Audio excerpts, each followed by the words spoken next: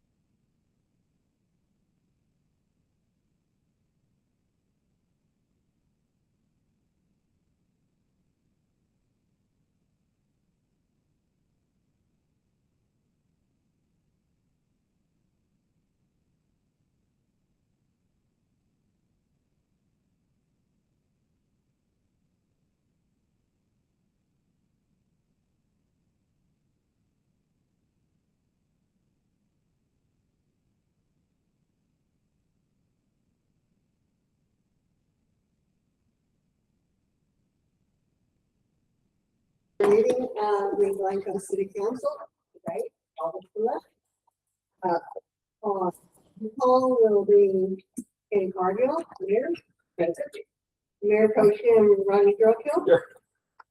Councilmember David Byars will, he's not here right now, he will be here later. Councilmember Matt Cardinal. Here. Councilmember Bill Dupuy. Here. Councilmember Ryan Busk. Only present. So we're missing one right now, but we do have a four. And I believe Brand is here to give the, we leave the places also. Yes, her first and pledges, right? Yes. I invite you to pray together.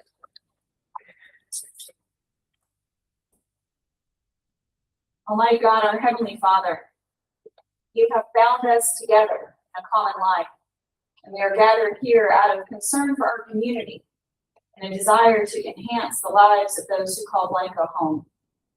Unite us in our common purpose so we can work together to love our neighbors.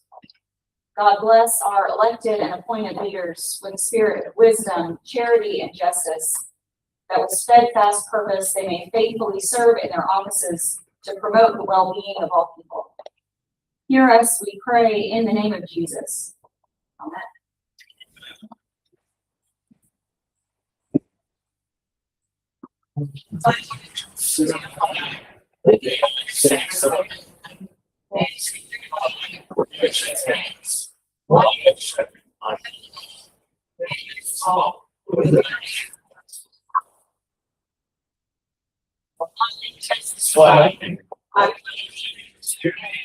Texas. One.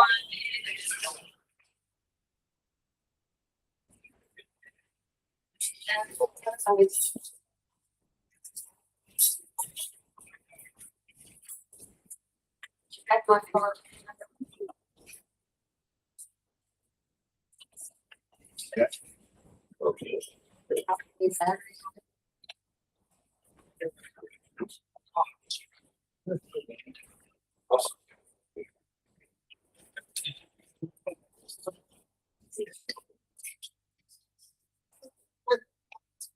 Sorry.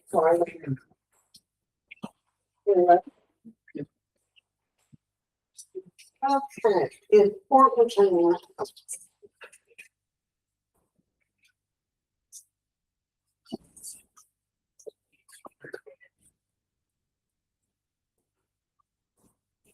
I don't know if y'all were around last Friday, but the city of Blanco had the 321st Civil Affairs Unit around, and they are an emergency response squad, right? It's one of the But they, we will be adding them to our city of Blanco emergency response plan because they can get here in some cases faster than the National Guard. And I was lucky enough to even get in one of their powerful vehicles. Well, we were going to do the essential training for cybersecurity, but we had some technical issues. And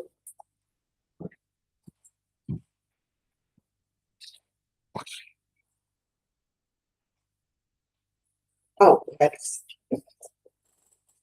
now, if you saw the paper the other day, NAPA has been recognized for the Night Sky Friendly, and they have been also, there's the poster child down for the rest of the NAPAs all around.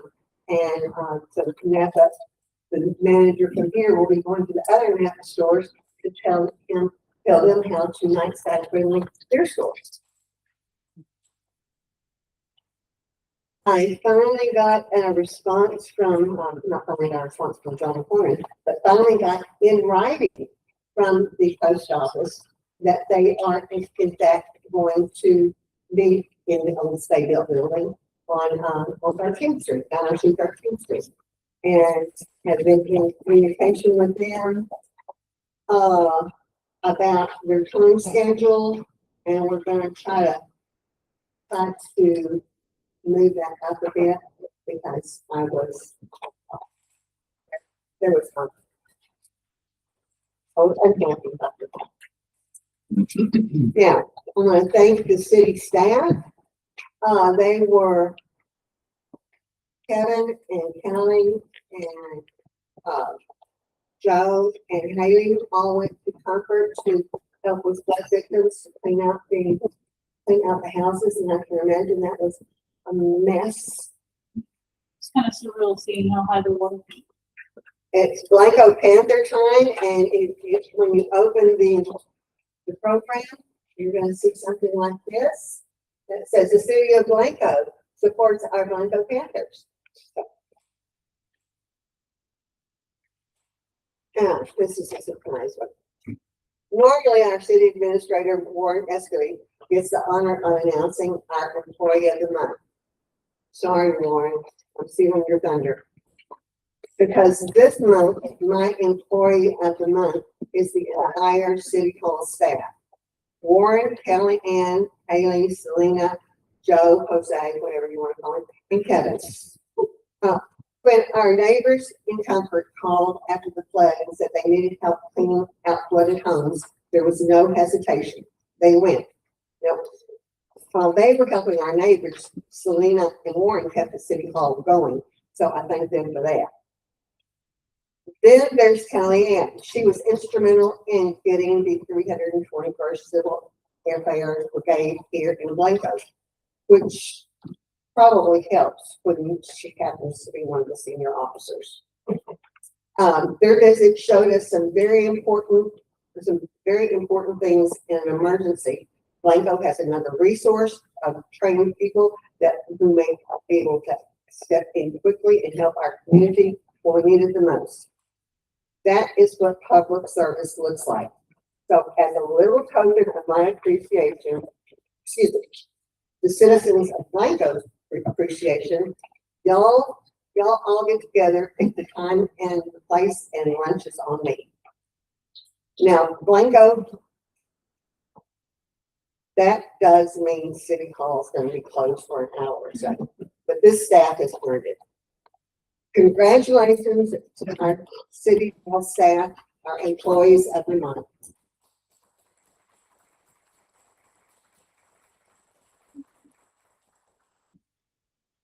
Yes, on public comments. We had Mark Kolajak, who has been given we normally have 3 minutes. He requested 8.5 minutes. I settled on 5. So, Mark. Thank you again for finishing. I appreciate that. Mayor, council members. Yeah, I don't expect any of my comments tonight to change anyone's mind. I'm speaking for one reason only, to make my position part of the public record.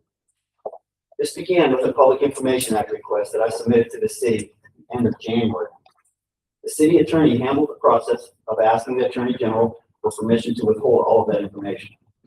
The Attorney General ultimately ordered that all of the requested information be released because the city failed to comply with the procedural requirements of the Public Information Act. I think that distinction is important. The city's own procedural failures led to the Attorney General's ruling. Rather than comply with the ruling that resulted from those failures, the city attorney filed a lawsuit in the city's name challenging it.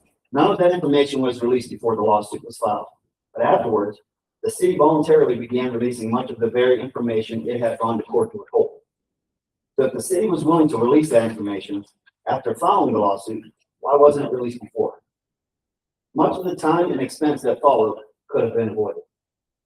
Attorneys are hired because they're expected to know and follow the procedures established by law. The big procedures, the small procedures, all of them, and then consider the sequence. The same city attorney who handled the process in which those procedures were not followed then filed a lawsuit in the city's name challenging the resulting ruling. Nearly 4 months later, when I questioned whether or not he had the authority to file that lawsuit, the same city attorney drafted the resolution asking this council to confirm and ratify his authority after the fact. And today, that same attorney continues advising this council about what it should do with that lawsuit. At some point, I believe this council should independently examine how we got here. I did not file a lawsuit. I did not sue the city. Texas law gave me, as a requester, the right to intervene in a lawsuit that the city chose to initiate. Your position has been is exercising the legal procedure available to it under Texas law. That's exactly what I've done. I've exercised the procedural rights Texas law provides to me as an intervener. I filed a verified Rule 12 motion asking the court to determine whether this lawsuit was properly authorized when it was filed. I'm not asking this council to decide that question. That's a court's responsibility. Whatever the court decides, I'll respect it. A legitimate procedural question properly raised before the court deserves to be heard and decided. That's not delaying the process, it's following the process. Tonight, you're being asked to approve an agreed judgment I don't oppose the city and the Attorney General resolving their dispute. But I don't believe that their argument should cause my pending Rule 12 motion to simply disappear, or their agreement for the Rule 12 motion to disappear without being heard. And I want to make something else clear. I'm not an enemy of the city, because I chose to protect my rights. Whether it's a citizen, a council member, or anyone else questioning how a decision was made, whether proper procedures were followed, or simply disagreeing with the majority, does not create a conflict of interest. Independent questions and disagreements aren't conflicts of interest. They are part of the process. Since this became public, people have shared their own experiences with me. Different people, different issues, but a common thing, challenging the city can become too difficult, too time-consuming, or too expensive. Eventually, people give up, and the city is well aware of this. But this time, someone did give up. I kept asking the questions, and I used the procedures and tools available to me. The process can't be legitimate when the city uses it, and then suddenly become an attack when the citizen uses it. Those rights don't belong only to the government. Maybe the city should spend its time and resources acknowledging the problems and fixing them, rather than trying to beat the problems when people speak up. Maybe those resources would be better spent making information available to the citizens instead of trying to keep it from them, and making sure that the city isn't doing things that would later feel the need to keep from citizens in the first place. Sometimes the city may have gotten it wrong. When that happens, the answer shouldn't be to outlast the citizen. The answer should be to find out what went wrong and correct it. And here we are, nearly 7 months later, still addressing this public information request. You know, years ago, an old man gave me a piece of advice. I've never forgotten it. He said, "Mark, you know what pisses off someone who has something that they don't want you to know? Keep asking them questions. Calmly, politely, respectfully, keep asking them questions, and then wait for the reaction. That reaction will tell you everything about who and what you are dealing with." I've never forgotten that, folks. And that reaction here has been significantly noticed. Thank you.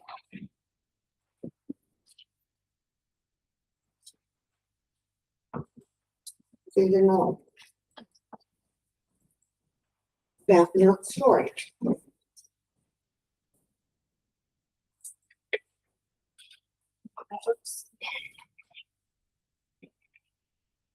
This property has been in front of me for a few times now.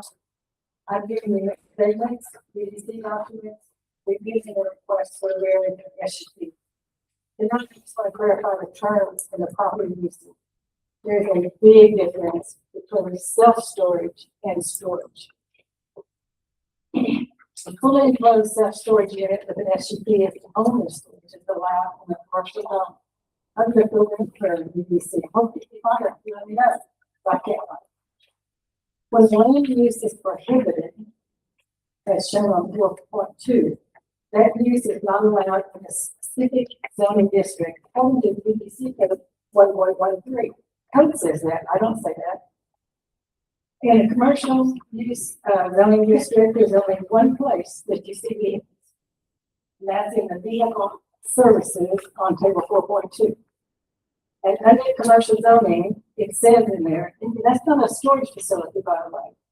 UDC 1.2 says it is a place designed, used, or intended to be used with the purpose of providing general repair and servicing of motor vehicles that may require overnight storage. So it's not a storage facility, it's a repair facility. That's the only place you find that in commercial zone. When you can look and see a lot in the industrial zone, but whenever you look at those, you look at contractor services, it says outdoor storage is not allowed in the C1 district. You look at self-storage, it has a certificate, no outdoor storage is allowed. When you look in the industrial zone, there's a lot of storage in there. There's a storage yard, and that is outdoor storage, and should be completely screened, 8-foot fence around that property. You look at scrap and salvage yard, which you have a salvage yard already. You have to chuck it.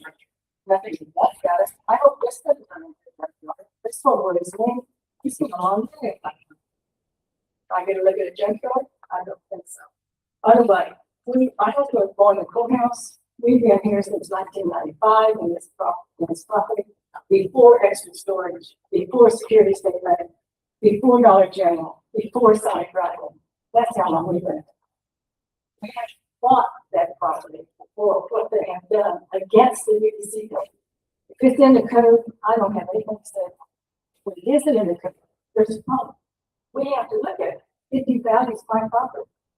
I just don't understand where it has, that property is operated, and it has a lot of different things, and never operated at the vehicle storage facility. It operated at a junkyard, but not a vehicle storage facility. So I just think that we need to make sure that their property comes into compliance before we do any of this stuff.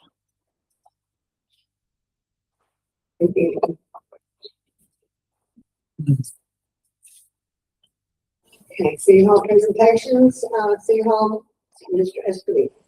Thank you, Mayor, Council. Do something a little bit different. You know, there's been a lot of talk about, let's see if I can find it.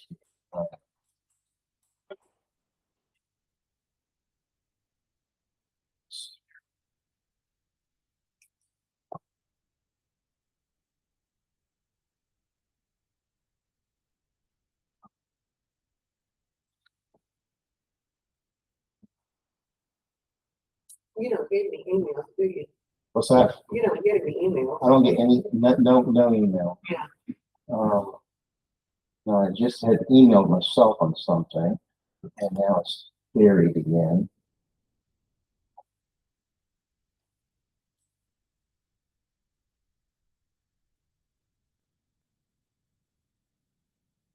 There we go. Okay. So one of the things that we've been working on, I think a couple of weeks ago, our engineer, I want to give the credit to the engineer because it's really not me. We are working on a project that council has already seen, given a couple of ideas on, that we are going to, hopefully before the third budget, which is going to be in a couple of weeks, like to kind of show the public what we're working on. So it's going to be a separate page on our website. We're still working on that. And it's going to be all the projects that our engineers currently working on. We'll add more things. So for example, talks about building a stronger Blanco. We talk about our water project, our wastewater projects, and it starts with the bond project. So you as taxpayers basically are approved a bond tranche, $16 million, but the first bond tranche was about $3 million. And so we're going through all 10 projects, and you can click on here, and you can look at it and say, okay, so what is Pecan Street Phase 1? Probably Pecan. And it will basically bring you through all the stuff, how much it costs, when approximately we'll have it scheduled, designed, bidded, and constructed. And then the funding and where it's coming from, how much it is. So in this particular case, it's $921,000. Gives you scope, it tells you why you need it. And it basically does this with all of them. So for example, see something's a little bit, Pittsburgh Lift Station. As you know, that's probably 40 or 50 years old, maybe older. It is the first lift station, but it's the minor one now, but it basically needs to be rehabbed, and it tells you when it's going to start, when it's going to end, and all the funding. So it's going to be a really good tool, and it will keep growing. The other thing is not only do we have the bond project, we also have the water development project. That's the $3.9 million. That's the Cielo water line replacement, the 9th Street water main replacement, and the Palomino water main replacement. This is designed to try to give the residents the understanding of what their tax dollars, whether it's grant money or whether it was bond money, what it's paying for, and it's here to inform. The other thing that we're working on as well, so I'll just show you another one kind of setup. So if you look at 9th Street, that'd be 9th Street from 281 East. It is the project overviews, replace leaks that are prone, they're old, undersized water main on 9th Street, talks about the need, the scope, and the public impacts, the schedule and the funding. I'm probably in the system for estimates because we don't know for sure. We believe these are going to happen these times, but this is more of a kind of to give the public an idea of when things are gonna start, because we get a lot of questions on it. The other thing that we can do, and we're playing with, is there's a place to leave a question. It's not a comment for the page, it'll actually come straight to me.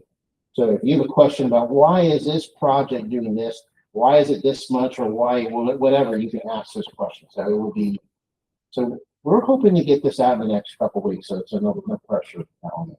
We're hoping to get that public facing in a couple of weeks. So that is really the big thing. We talk a lot about transparency, but we really talk, to me, it's not about transparency, it's more about accountability to make sure that we're doing our job. So this is what we're gonna have. There's about 14 or 15 projects. You see that we're working on that, and hopefully, as we get Kevin on board, it'll even get easier to navigate and ensure that we're on track. So that's really kind of a nutshell of the big project that we're working on. I'd love to take the credit, but it's really John Schmeling and Jerry Hendricks that really put this together. Callahan will kind of look at the website, make sure they work with the website, but that is something to look forward to the next couple of weeks. Thank you. Sorry, we're financed to that. What's We that? went through our huge budget, so Jose does not, Joe, Jose is looking after the budget. She's for him.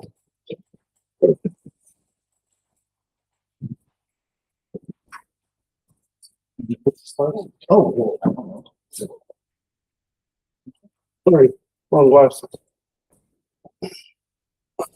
This month, you're gonna receive, from here on out, y'all will receive your, monthly police reports in this style format. However, Kellyanne has asked me to lighten the tones to a white because, well, this uses a lot of ink. So, this dashboard format will be also posted to our, social media pages and to the city website. And the reason we're doing it this way is we found it gives a better perspective of our activities and what we're doing. So do y'all have any questions about this format? Look like, hey, I got a hold of that thing. No, it's, No, one of my young officers got hold of this. it looks good though. I like it. Very nice. So all the numbers are up this month, by the way. We had 4 felony arrests and we're expecting more to come. We're just waiting for the DA to finish indictment. This really is easier to understand. I went to a younger mind for it, so Thank you, officer. I will. Thank you. Thank you. Okay, and different marks, So what I'd like to do is, this has always been a report that's been sent to me as a city administrator. And we really appreciate Dan Maldonado coming up and discussing it. But I think I'd like to have you do is kind of look at this, and if you have questions, we'll, between myself and Kevin, we'll try to answer it as we're starting this transition. So that is kind of where we're at. So I think you saw the project submission information from Danny. Do you have any questions of staff or Kevin on some of the projects that we're working on? do we have a timeline on the station in Pittsburgh? I guess we should look at our public district. Yeah, we can take a look at that. Construction estimate early December, or early 2027. That's correct. Is it functioning at all? Really? It is. It's in need of rehab. Okay. Design 26 and then construction early 27.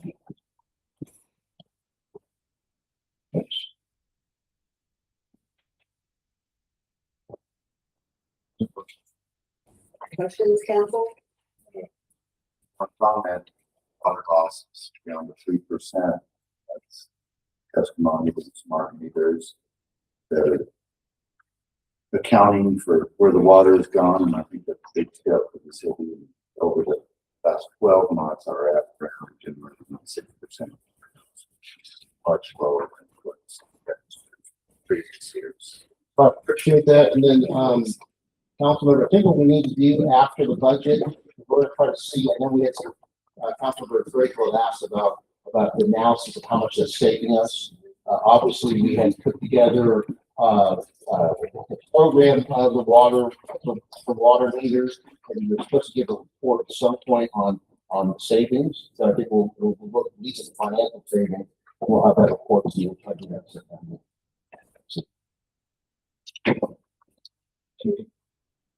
Thank you very much. Okay. I will move on to the consent agenda, which we have consent agenda 1, 2, and 3.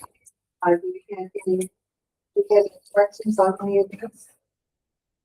I saw none. On item, consent agenda, item number 3, I believe it was the second item. I think on that.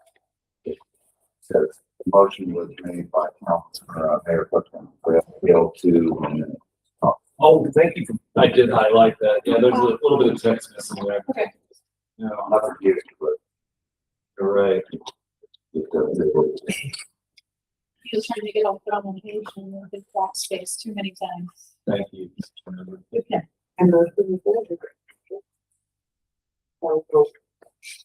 okay, I took the motion one. Oh, there, I just accidentally deleted it, trying to get it onto one page. I move that we approve the consent agenda, item 22 resolutions listed on item. A second. Any other comments, questions? All those in favor? Motion, all in favor? Okay. Passes unanimously.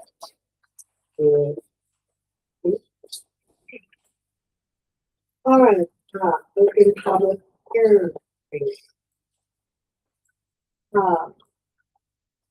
On a variance special use agreement for the property located at 115 Blanco Avenue. ABS survey 24, Ajax 124, 2.83 acres, Blanco, Texas. And property owner is 115 Blanco, Texas.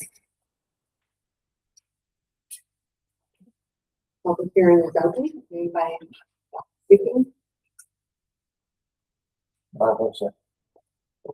Close public hearing. And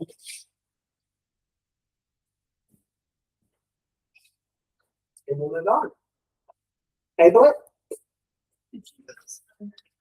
No, that was just a public hearing. Okay. We're gonna get That's to- what I was looking for. Okay. And then let's see this new business. Okay, old business is consideration, discussion, take possible action on approval on the variance special use agreement for property located.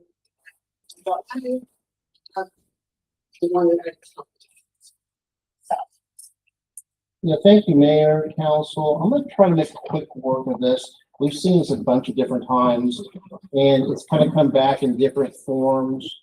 So originally you saw this because there was a request to have a 0 lot line on the back of having RV boat storage. And there's discussion whether that should be 0 or 5 foot with a zero overhang. And I think they eventually went with that concept, and P&Z had looked at doing that. So then what had happened was, as we're looking at the uses, there's a lot of stuff here. As we're looking at different uses, we had neighbors, and that's the reason why you have notifications so that people can bring different thoughts. This had been built, I mean, not this way before me, about 1999, 2000.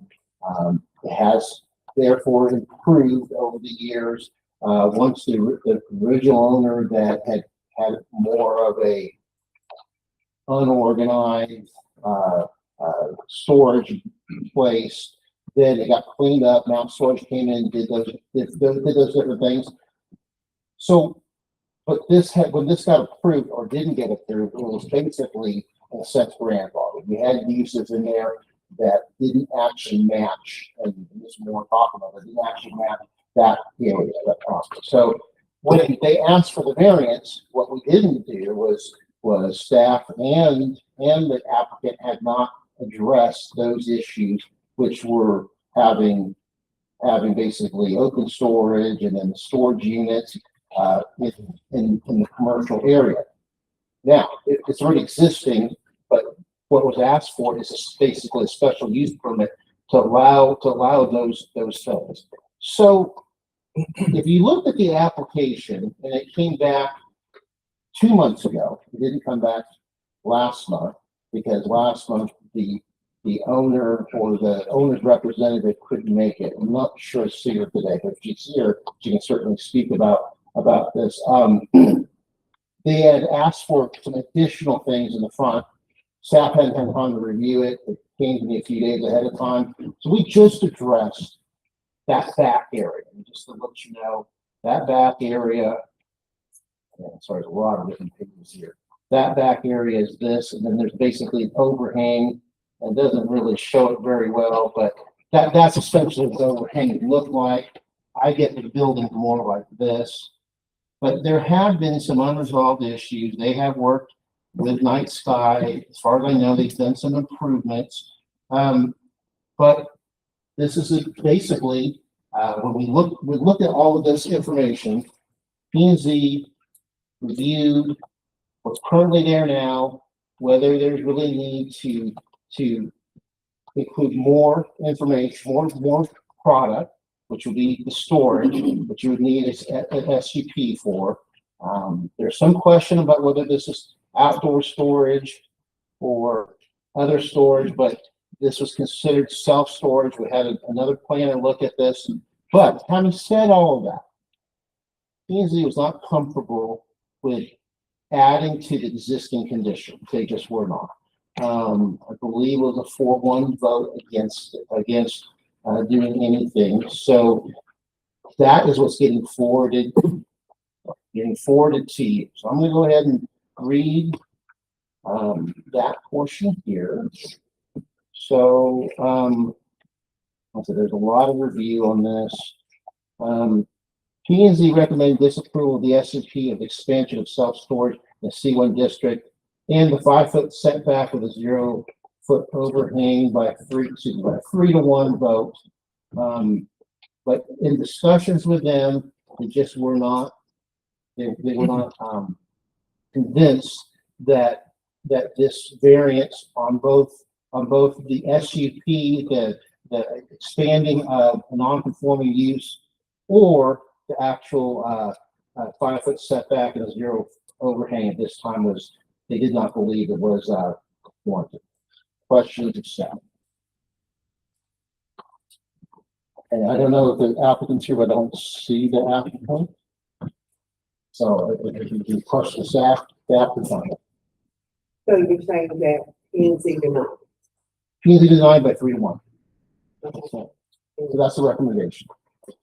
So I'm gonna move that we support the recommendation of P&Z and we deny variance for special use, at 115. Motion, do I have a second? Okay. We have a motion, second. Is there any additional comments, questions? Anyone? Or Get to speak to you, Okay. flabbergasted. okay. Well, is there anything that you want to say? I just think that it's a very good thing not to do that, because that facility, no matter how you look at it, is not prepared even to be in industrial site, which should not be in the middle of Blanco.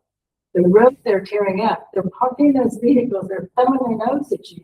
They're parking those vehicles without permit and they're tearing up the road.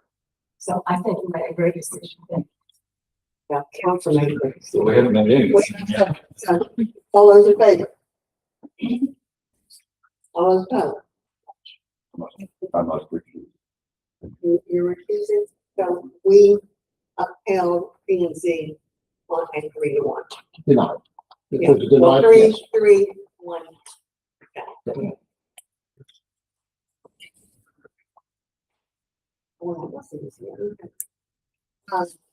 Okay.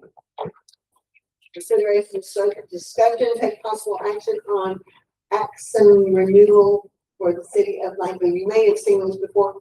This was cut out of last month's meeting because we tried to cut it short because of bad weather. That's right, and I really appreciate the fact that council wanted staff to get out of here. Yeah. So, I'm gonna give the floor to Chief. Chief, you want to explain anything about this? And I said, it has nothing to do with the police department.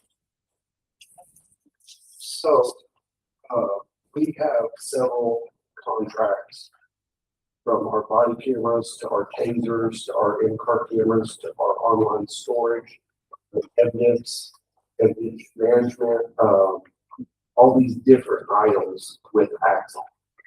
And what I'm currently trying to do is I'm trying to get, first of all, our tasers are coming up for expiration in October.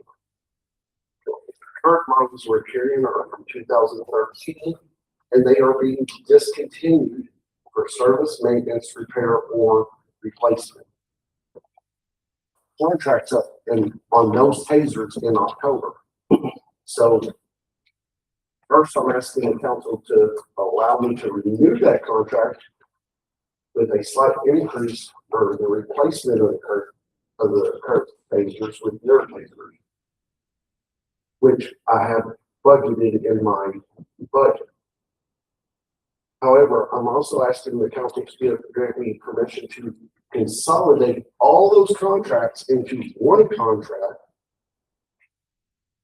And instead of that contract lasting 5 years, that single contract lasting 5 years, I'd like to consolidate the with the rest of the contracts for the 10-year mark. That way I don't have to come back to council for at least 10 years to do these contract negotiations. And so basically, I'm just asking for permission to consolidate all those costs into one. You're streamlining things. Yes, and You're gonna and the one who benefits most from it is Jose as well. Instead of paying invoices after invoice after invoice all the time, which is what's currently happening, he's getting invoices throughout the year, 20, 30 different invoices. Because we've got every other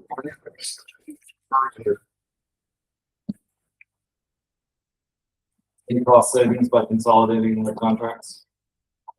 we tried, but unfortunately, technology is going to be, I mean, we're already locked into contracts. Those contracts with the amount, I guess the only savings we're going to get is what we're getting on the rotation.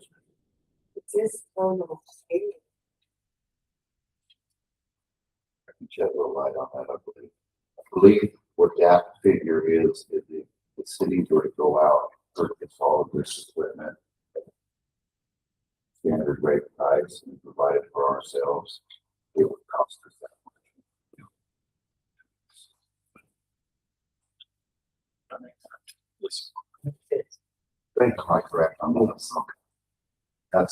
That's what I noticed. I was gonna ask that as a question. If we went out and purchased all this stuff and owned it, we'd be spending a lot more money on this stuff. Right. Please. First person right now, for example, we had an officer jump into the river to save a child. The officer didn't have time to take everything off. He just did what he's got told to. When he jumped in, he had a body camera on for about $8,000 a piece. He has a taper on, another $13,000. He has motor on radio for $7,000. And Paul saw and told them about it, and then I'll just send it back to them. And so I sent it in, they replaced all of it. So in essence, allowing me to extend the contract, the teaser contract into the rollout of the 10-year contracts that we currently locked into, this would allow me to consolidate all of them. And Jose will get one invoice versus a bunch of invoices. So which is under a 10-year contract now? Body cameras and our cameras.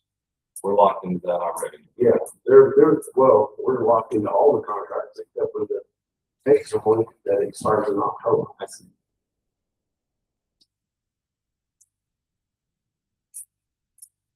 I don't take issue with it, except that 10 years is a long time. But Will they replace it with newer technology here for 10 years? That puts the tap fees.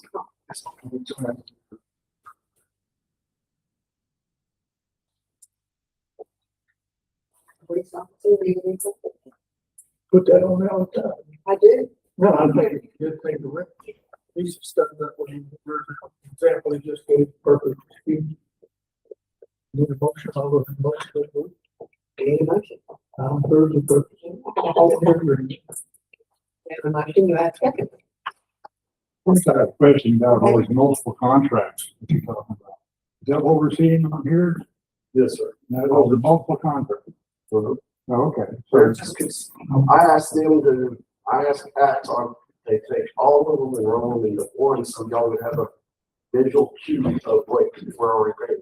Okay. So all these multiple contracts is going to cost, $58,000 a year? Yes, sir. That's over 10 years. Yes, sir. And some of these contracts you say we already have are already in effect. Are they gonna be dropping off, or are they gonna be paid off as we go, or are they gonna last another 10 years? And the Now, the contracts, that are effective right now, except for the tasers, they're not, I guess, that's what we're, gonna add into that. well, we're gonna take all the contracts, consolidate them, and start from that point, it'd be 10 years. Reset. It would reset the time clock. So they would basically do away with what any money we currently own in those contracts and just write it into this contract. Okay. Does that make more sense? I guess the only thing I have, obviously, the contract price is based upon the amount of officers that they did for, so if the police department grows in the We future, have these to, figures grow. and what That's part of your employee cost. what about decreasing? We got decreasing. You know, because oftentimes we're budgeted for officers we don't employ. Well- I guess you have to have the equipment anyway, but if something did change, are we locked into equipment that we potentially wouldn't use if we did change something in the budget in the future? I never asked them that because I don't plan on decreasing my actual college class position. I understand. And, that officer walked into at least a 3-year contract. Yeah, I guess that, I'm just wondering how much flexibility the contract has in it, but I would assume it does. okay. Because it looks like all these numbers are based on the figure. It's 10 fingers, 10 body cameras, 10 in car. 6 in-car cameras. 6 in-car camera licenses, which gives the internet. So basically, how many officers or how many cars? Car cameras are 6, but we don't have a number of admin. We don't get traffic. You have it requires run traffic on a regular basis, and that's part of your regular duties. You will have car If an officer went somewhere else, he would leave his equipment, and that equipment would be ready for the next officer. correct. We recycle that equipment. The, different contracts are combined, or I believe it's 7 total. that's all for 7 or 8. different types of equipment. Right, because that's when Jose gets bills here. So they're just sporadic. Will they be replacing this equipment as it expires? Yes, sir. We're gonna, that's what the tap you'll see a thing that says TAP, that actually stands for Technical Advanced Program or something. Basically, they're ensuring that the software, hardware, and everything stays up.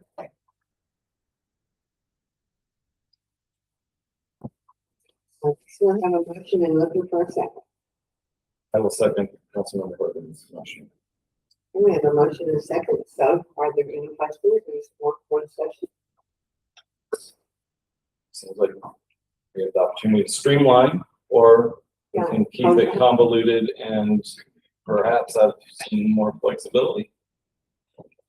Maybe that. I was just gonna ask Joe, Jose. So that, yeah, you think that they're all throughout the year, they're not one certain time frame.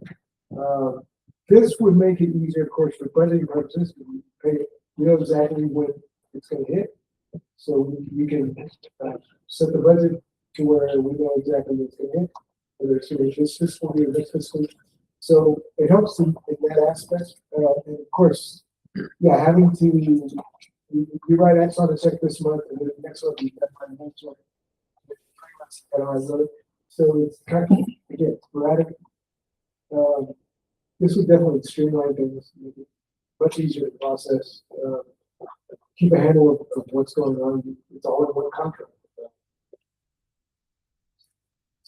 And I'm gonna ask Axel if they will give me a set billing date, so Jose can pay that one time for the entire year. No, easier for budget. For the whole budget. And Councilman, I have Jose to re-title as we go through my line item, so it doesn't just show minor equipment. I've asked him to place it in, retitle it as Axon / minor equipment. Thank you. Because there could be other items that go in that category as well. So we don't want to, Like you and your TV. No, that's actually. Oh, sorry. Okay, so there's a motion. We have a motion and we have a second. All those in favor? All opposed? 3 in favor, 1 opposed, the motion passes. Thank you. Possible action on revision to Article 5, Division 2 and 3, solicitation and peddling permit verbiage and fees. So thank you, Mayor and Council. This one and the next one, you're gonna kind of see that sometimes the city has taken ordinances or taken manuals from other towns, and sometimes it doesn't quite fit Blanco. And this is kind of a cleanup item. So, Article 5, Division 3 allows for solicitation. It's basically a permit, or it's an application permit, for solicitation. Solicitation permits for charity, religious, or political entities specifically asking for donations or other values. But it doesn't have one for peddling. So peddling would be like, a peach shop that's there, or sometimes if you have, so that would be a separate peddling permit. And there actually is nothing in our ordinance allows for a peddling permit. It just is for solicitation. But that is the reason for this request. Then the impact would be a fee for a peddling permit. I think we have I can't remember if we put a fee on that. Did not list it. We did not, they had been charging the solicitor fee, which is kind of how we found this. It's 50. So everyone who's peddling basically just has to get like a solicitor's permit, but it's technically the wrong permit because they're not looking for charitable donations. So it's the same fee then. Question to staff. If that's just allowed for peddler's permit, we know we didn't allow it for So it. do those little people know to come to the city and get a permit? If they don't, we catch them sometimes. They have to run. So are we here to determine then what the fee should be for this? No, we return the same fee as a solicitation permit. We're just allowing This is just a cleanup item to allow for better permit. And the peddlers would be the big people. The peddlers would be like the beach. These sort of colors. Anyone selling anything without real estate. Yes. Yeah, so the one that comes to mind, and he comes in and pays his fee every time. Okay. No, the gentleman that, the steaks over at Dutch Rock. Yeah, those, they come in there, actually, they pay a permit, yes. I did notice that we're exempting, Founder Fest. Yes. Okay. No, they're not paying peddlers permit. Madam Mayor, I move that we revise Article 5, Division 2 and 3, solicitation and peddling permits.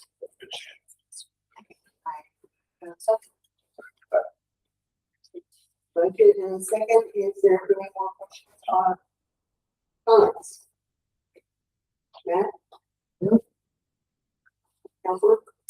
Okay, all those in favor? All opposed? It's unanimous. Okay, new business, consideration, discussion, and consideration and discussion on Blanco transportation criteria manual. I believe that's the. Well, If I can say one thing, because to introduce Mr. Well, he is our TPAC yes, chair, okay. and the reason why he's up here is because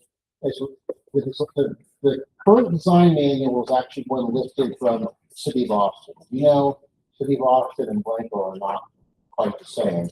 So I think what Mr. Welch is going to do is try to go through some of the transportation manual and kind of talk about why different things are necessary.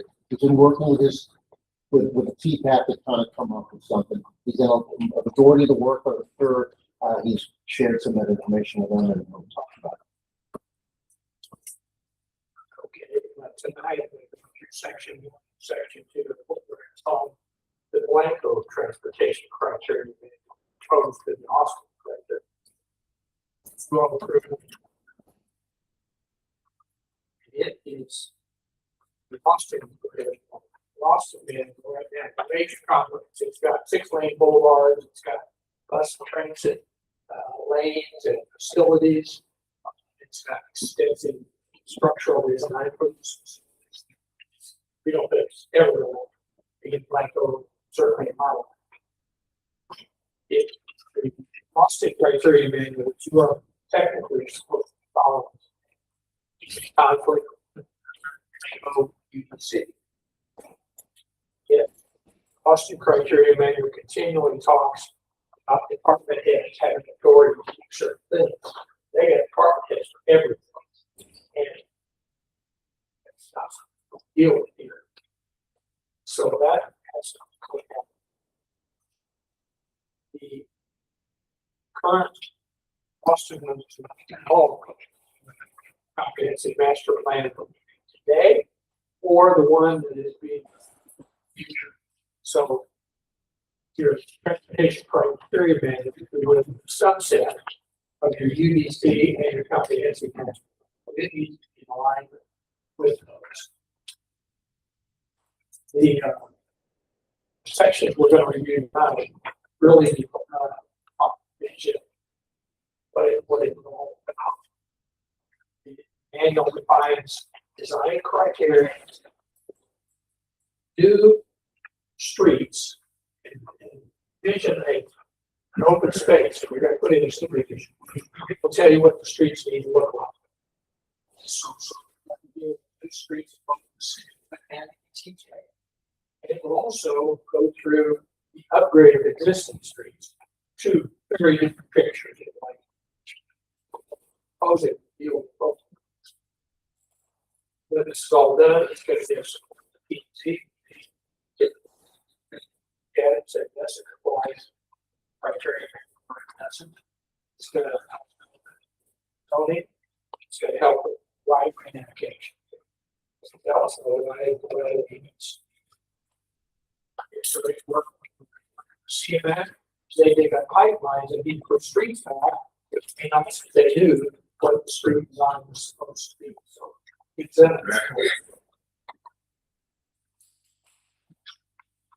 it's gonna give, this is not a document that I expect you all. It's hundreds of pages long, it's already hundreds and then some. We're gonna reduce it. And it's not something that is a leisure when you read, it's for developer, contractor, it's in the, I'll take the pavement, kind of remote. These areas. Highway construction requirements, street cross sections of that vehicle zone, and street edge of bicycle zone, it includes parking, things like that. And a pedestrian zone, for some street zones, utilities, cross section. Look at it and say, here's where the cars, here's where the next street. So that's going to give you a menu. Check on the upgrade streets. You'll pick and choose which of these criteria do I have enough right of way to include, and that's how you will make your decisions. It's going to give staff support because it's going to delegate, it's going to give authority for decisions all through the process to either the city administrator or his designee. In some cases, it says it's got to go all the way to city council. Each case, we don't have to. Most of the stuff will go to the administrator. We can designate a city committee. We can designate the city engineer and what the variance or what the item is. You can hand it off to someone and get that adequate security. So it cleans it up, makes it fit, give you the flexibility as you change your organization, it's still going to follow that kind of requirement. It defines a street network. I'll show you the map of that in a moment. Street network will be defined by street levels 1, 2, 3, 4, 5. 5 to be an interstate with 10 to 5.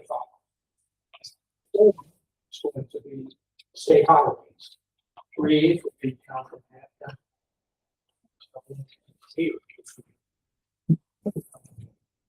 These have nomenclature is standard nationwide. We're not going to have our own nomenclature that refers to side streets or gathering streets. Different communities call them different things. This is standard nomenclature.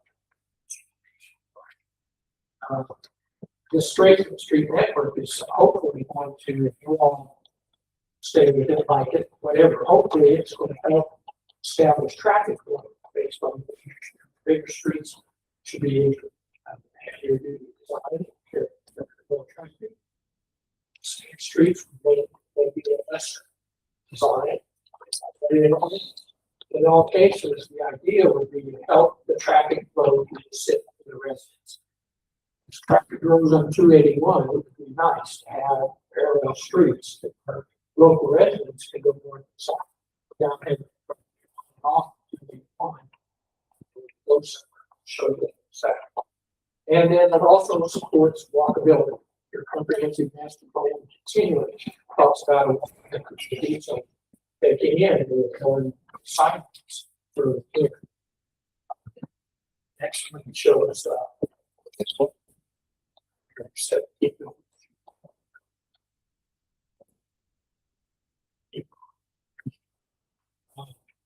long-term maintenance. Putting in good street standards, you're going to end up with streets that have curves. When you do that, you eliminate all the edge maintenance on the streets. A good paving design, when the comfort cuts and fills the street, you're getting a good street. You're not going to have chip seal streets in southern. You're going to get what you've got Rock and J, where the edges of the pavement are constantly wearing away, and you're going to do maintenance on it. It's your own Second Street. You've got ribbon curves there. I don't know when they built, but it's in much better shape. Edge protection. So by building in good standards, you're going to have benefits for it. that had dedicated right of way for utilities. Utilities don't. You don't need these to a developer come in and say, this is what subdivision is gonna look like, it's gonna be narrow streets. And these people street structure. So. So. It provides for upgrading of existing streets and the constraints. We don't even know how much right away. It's gonna be constrained, not gonna be able to do the ultimate street on the upgrades. So this gives you the ability to say, okay, we know how much right away we've got, standing costs for sidewalk on both sides, you're gonna have enough right. So this street, we're gonna do it on one side, or it gives you the option that says, achieve what you want to achieve. It talks about owning the property. Either use it or acquire an additional. You can't do that. You come back and take some of these elements out to do it in a very structured way so that you protect the integrity of the company. The next one is the map. This is very preliminary, but it's what we think Blanco should look like. So the orange lines here on the state highways, those are level 4 streets. The purple are level 3 streets, and basically that's, you know, Con and Mesquite. and 7th Street and 13th Street. So those would be ways where we would put signage where all the stop signs on the cross are going to be in the cross street. So if you want to go north-south, you can get on one of those streets and go pretty much the length of the city to get down to a stoplight. In this case, at 4th Street, go someday at 13th Street, and maybe others. But the local traffic, the local residents shouldn't have to get on 281 every time they want to come to the park.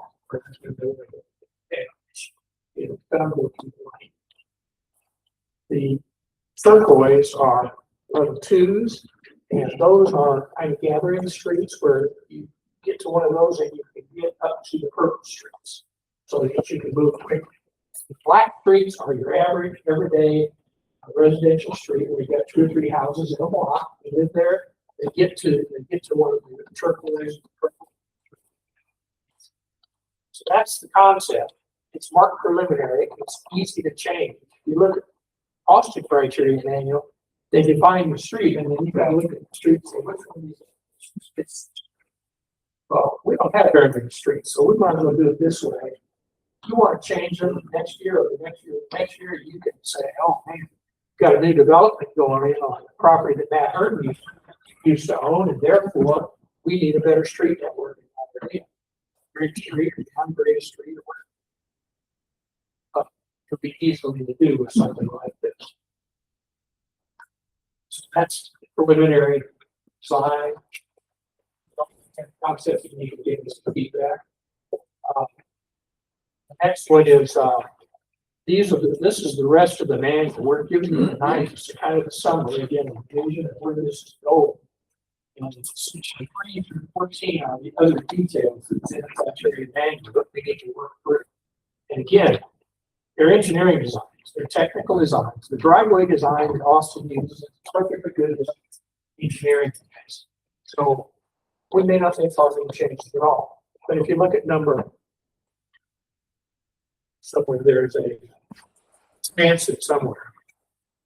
We want to do templates. We'll take it out, we leave that section available, set for future results. We don't need bus. For each one of these, we will take out whatever is not appropriate. And if we need it, engineering change, Kevin discuss it. We want to walk through each of these items. Ultimately, our objective is to have the entire manual completed. Go ahead. We want to have this done so that any new subdivision, first way it's going to do it, residential subdivision, or business property, or whatever kind of and we want to make it strong where it's easy for anybody else to say it complies or it doesn't. If it doesn't, variances are. Hopefully, it will be clear enough to be safe.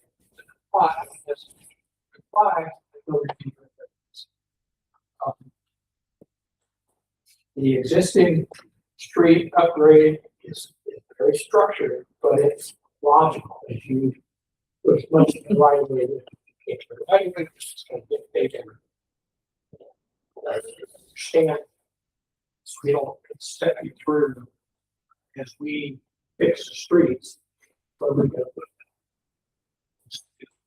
Street level is criteria, say 2 sidewalks, 1 sidewalk, drainage, whatever. And then they're coming in, Excuse me? was it constrained right away, you look for an engineer, come up with. Yes. In fact, currently, the manual says that the city will inspect the work. Well, we may or may not have somebody qualified on our staff to do that, and that work ASPI. So we're going to help some of the development to do inspection reports in the city, so we can look at reports and so we able to keep up. Can they be third party though, right? You want them to hire somebody. Yes, they will, yeah. Not just them And I think walking. that's what it themselves. says. Yes. You don't have to hire someone. There's documents that they're gonna have to turn in and sit as they move along. And we envision having a checklist, so you'll be able to say, get this, certified by who. So I don't want staff to be trying to research through this document. It should be pretty straightforward.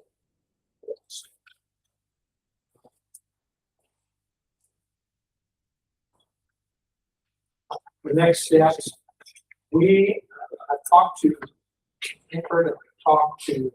Brandon Bland, and he's gonna be working on the UDC. I think there's working on the comprehensive master plan. Their target was, Langford was gonna be the end of the year. I think maybe that's talking first quarter now. Brandon has to start on the UDC, but they both know we're working on this. They both say, keep doing what you're doing and share it with us, and then we'll incorporate it. They will not put this detail in their documents. They'll refer to. So we've got to finish sections 3 through 14. We want to do it the timeline that will meet CMP and UDC, so all kinds of things. We're going to coordinate with Kevin and with the city engineers and work with these technical things.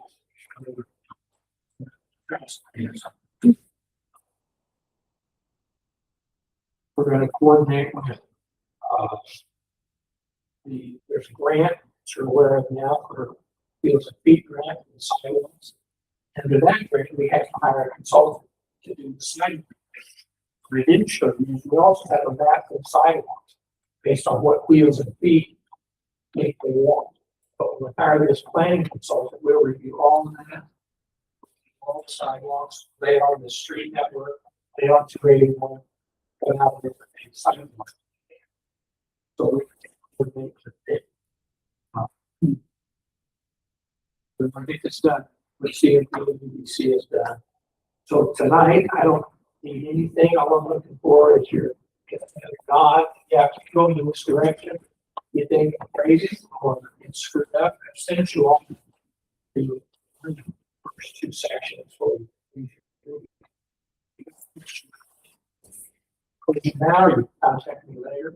There's some things, there's tables in there that show lane widths. Some of you may think the lanes are too wide or too narrow or this or that. If you got thoughts on it, get it. That's how it change. But they're all based on something.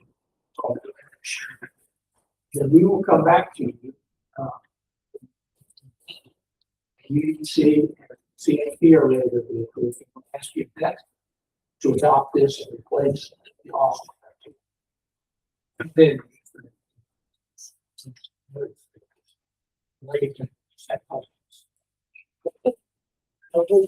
it's still going to be a big document. It's a very important one. Big undertaking. Thank you to the volunteers of Blanco for making it work. Appreciate it. Very good. And we'll continue with consideration of discussion and take possible action on resolution 2026-R-016 for loan package with PRB, Texas Regional Bank, in the amount of $600,000 for public works. Address to me. I see. I apologize, let me get a little. Okay. So thank you, Mayor. I'm gonna give just kind of the overview, and then I'll let Joe talk a little bit about this. So, this is a loan package for $600,000, from TRB. They require a resolution, and this is really for the startup package. And I don't know if Joe's gonna go through some of the items that we're gonna be working on, but I know he's been working with Kevin and maybe talk to Mr. Byars about this a little bit on some of the things that are needed. So, Joe, if you want to kind of go through what this entails with the timeline. Okay, so I contacted TRB, I contacted a couple other government capital, trying to find the best possible rate for a loan of this type, equipment loan. TRB came back with the best rate is 5%. Initially, we had talked about, talked with them, I talked to them about 3 months ago or so when we first considering that transition over to our own public works. And they came in with a much better rate, but I talked with Barry Coley at Texas Regional Bank and said just because of it's gone up to 5%. But they were the lowest. Government capital was over 5%. Similar package. They're all pretty similar. And the way that this package works, we're going to pay it back over 5 years. We're going to make, we have an option of monthly, quarterly, or yearly payments. I opted at the top of the warrant, we opted for monthly payment. It's much easier to plan that way. It is included in the budget. And I've got to update that number because the budget number is 4.5% and not 5%. So I'll make that adjustment. It's about $2,000 more a year, the first year. But these are the items that we looked at. Pretty standard. And the last, I guess, Kevin, is Kevin here? Yes. How long have we been working with, it's been about, what, 2 weeks now? We looking to go with Byboard, and you may want to address this, Kevin. We looked at Byboard, we're becoming members, we are members of Byboard already. Yeah. But we are also, we became members with Sourcewell, and what they do is they provide equipment, or they can get equipment at significantly lower prices than you could just go out and purchase. So we've gone through, and he's also analyzed what equipment we currently own, what we don't own, what's Infomark's equipment, what's ours. And he's kind of whittled this down, but we initially at 610,000, but I think he's going to be able to find some savings there that we should be buying with 600,000 to cover the needs that we have currently. And the way the package is going to work is that we're going to close on this package deal with TRB in about, it takes about a month. We'll close in about 45 days. We'll close with TRB. Then that money will go into an escrow account. And as we purchase items, we'll provide invoices to TRB. And at that point, TRB will release the funds to the city, and we'll pay for those items. Will they put it in an interest-bearing account? I'm not sure. That's the one thing I didn't ask. They should. Yeah, they should. But I'll check that. Even if it requires a little bit. Just a little. So, and that's how the package works, pretty much.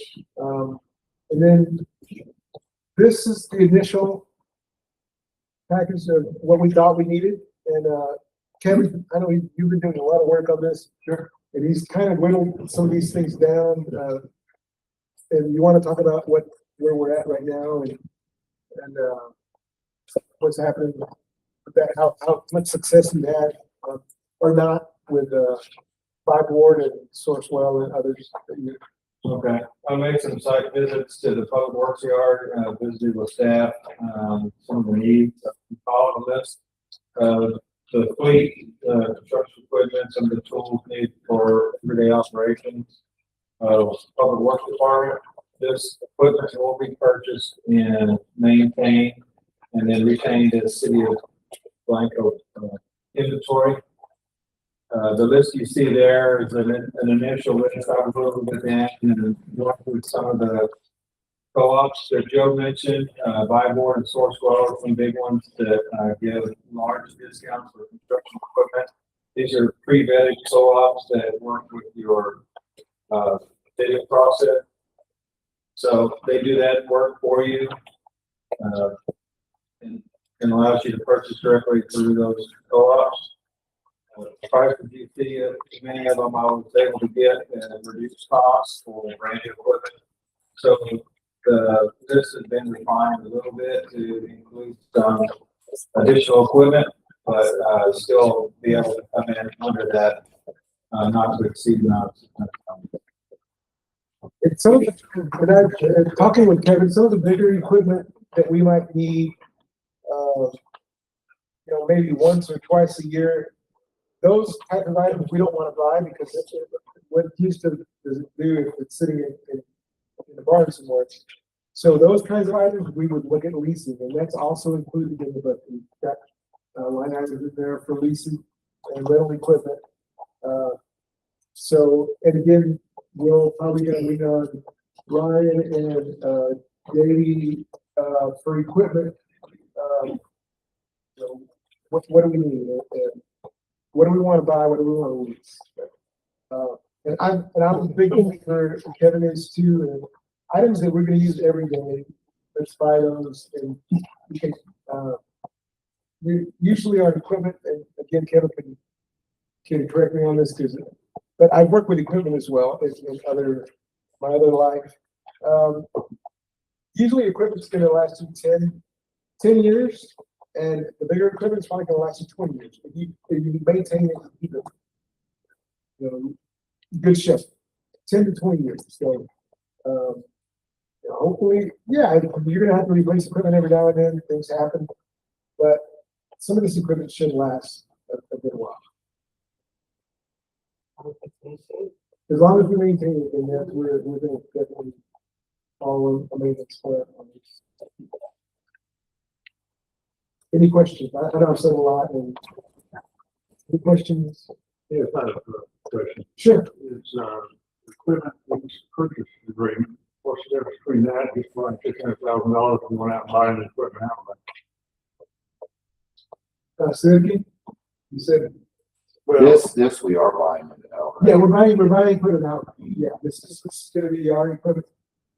And I think that's just verbiage, how they use their. With it is lease in that. Yes, it says lease. It's not truly a lease. It's not truly a lease. No, that's just, that's, but that's, Thanks for verifying. I think that's, just reading the banks, that's their budget they use. But this is equipment we're gonna buy out. We're not leasing anything. You could use the money to lease. No, you can't. Or what they can, So that's the difference between those, and again, TRV says that's not the way that they do their program. Their program is you give you the money to buy it outright. They need the collateral. Yeah. So yeah, it does not allow for leasing, and that's why we built in some of that into the budget, that we've allocated monies for leasing and things like that. So this is strictly purchase, yeah. Strictly purchase, yes. TRV does not, yes, no other thing of that, that would allow us to do more questions? that. Dave, I know, you're looking at it pretty hard over there. I see. No, I was just Kevin, this is for you, $75,000 through the sewage jet. I mean, I don't know anything about a sewage jet. I mean, I know it's gonna be a triplex pump, it's gonna be a water tank, the automatic hose reel and out, and I'm gonna have to trust you on that one. I mean, is that more or less, is that used new? I mean, is that what they go for? What horsepower engine? I mean, is it a, I mean, Yeah, it's, I mean, is it a good or is it a there's lower two different class? ones. There's higher There's- price ones, but, there's one. Which that- one are you looking at? I guess is what I'm asking. The one I ended up pricing actually came back at 78. Or 88. What that is a Vector. So if you're familiar with the Vector trucks, they go around, they suck out, it's that. Yeah, okay. It's that company. You see those large hose reels on the front of those trucks? Yeah. This is a trailer version of that, so it doesn't vacuum. They don't send a hose 600 feet into a line. It's got attachments for service lines, because here we have roadside service lines that we clean out. So we'll need a smaller hose and a smaller pressure. The largest trucks, that'll be 100 foot for the service lines. The other ones are 600 foot for the main lines, and they'll do up to 4,000 PSI. So those are, that's a nice size of equipment. Your manholes typically run between 300 and 500 feet, so you'll be able to go beyond manhole to manhole. So it's a good commercial municipal size machine. There are others that hold, say that one holds up to 400 gallons of water. So you're going to have to refill a few times to do the roadside block, city block. So they make larger ones, but they're over $100,000. So they're going to hold 600 to 800 gallons. You fill up less often and you can do longer runs. But looking at the infrastructure here, I think it's a good use of your money to buy a little bit smaller of a unit. They have one similar to that at Public Works Yard now through Infomart, and it's been something that's really liked. So there are smaller units. I wouldn't recommend going smaller than that. So is it the same size as the one Infomart has now? The one I quoted it through the fire board, and that's typically, that would run $100,000 to a commercial plumbing company. But for a municipality that is a member, like Sourcewell and Byboard, you can get it at a discount. Okay, and then on the utility trailer large, you got 16,000. I do. What do you, I mean, cause, I mean, for a large utility trailer, you're only be able to pull it with a one time, assuming, or what is that for 16 years? So I've got an F-350 dump bed truck in here, as part of the fleet inventory that they're gonna need. Right now they have one for use, and say they have a road repair to make, they're gonna be able to fill that truck up with a few yards and all that, rather than going back and forth to the yard with say a backhoe. Okay.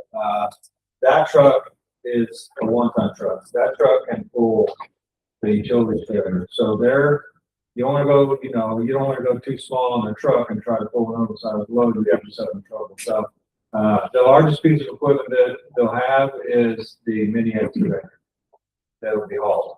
And right now they have a trailer that is on, but it belongs to the Infomart. So that trailer needs to be replaced. Some of So the backhoe, you just plan on roading everywhere, you won't have to haul it. it's rubber tire, it can drive up to 30 miles an hour, so we'll follow it with some triangles and we'll get it to the, where we're going with it. But as far as you want to be able to haul your mini excavator. So that'll be the largest piece of equipment that we have to put in. The other equipment would just be crew trucks with beds. We'll need a couple of those. So that list you see in front of you has been refined some, but really the only thing I've taken off of there is the mini excavator because they have one. They're basically still in maintenance. So I did remove the mini excavator at $70,000, and I'm going to repurpose that money for some other items. But overall, I think it's a good working start list. What? Oh, all of them will be utilized. All of them do like, They will be. Yeah, absolutely. You know, whether they're, I'm assuming 32K or up to 75K axles. yeah, I just wondering the parts. Yeah. Well, the other one I had a question was the 16,001, that, because that's gonna be a heavy. Yeah, as long as we definitely trucks pull it around. Well, that's my question that is making sure that, yeah, that enough truck, but it's getting, 1 ton with the dump bed. It should be good to go.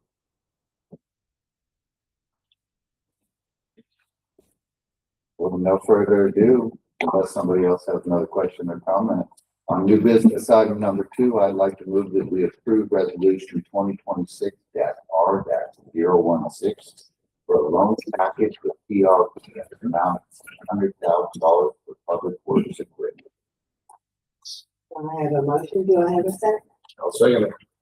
Motion and a second. Is there any other discussion or questions? Council.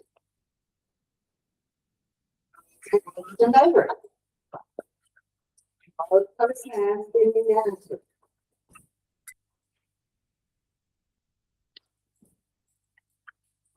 Now, for three, consideration, discussion, and possible action on the RFP for the lease of agreement for home fire station.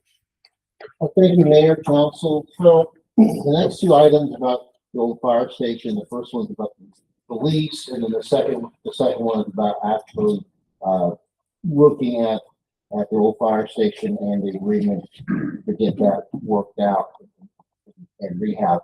The RFP was considered the way to be fair, so that everybody has an opportunity to know that there's something there, and to be able to turn in an RFP a bid. So we did get 2 people that were interested. Busy Bee Center, and they are a business that does shipping, mailboxes, printing and scanning services. And I'm gonna just go over if I have a picture. I think it sent some information, of what they would look like. And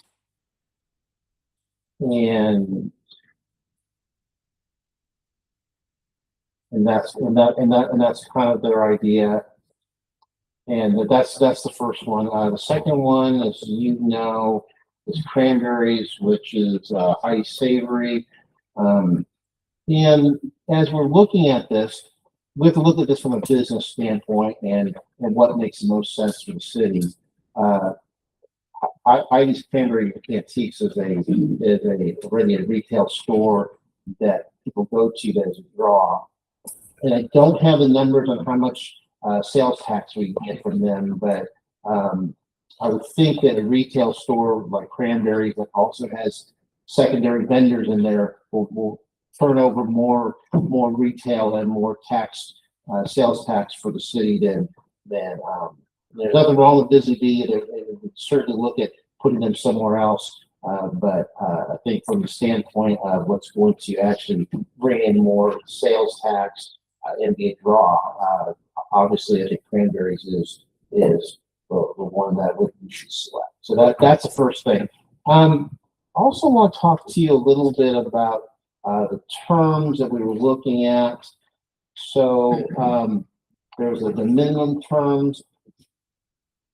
We're trying to make this work financially, so that's why we've been going back and forth with both the contractor and with Heidi to make this work.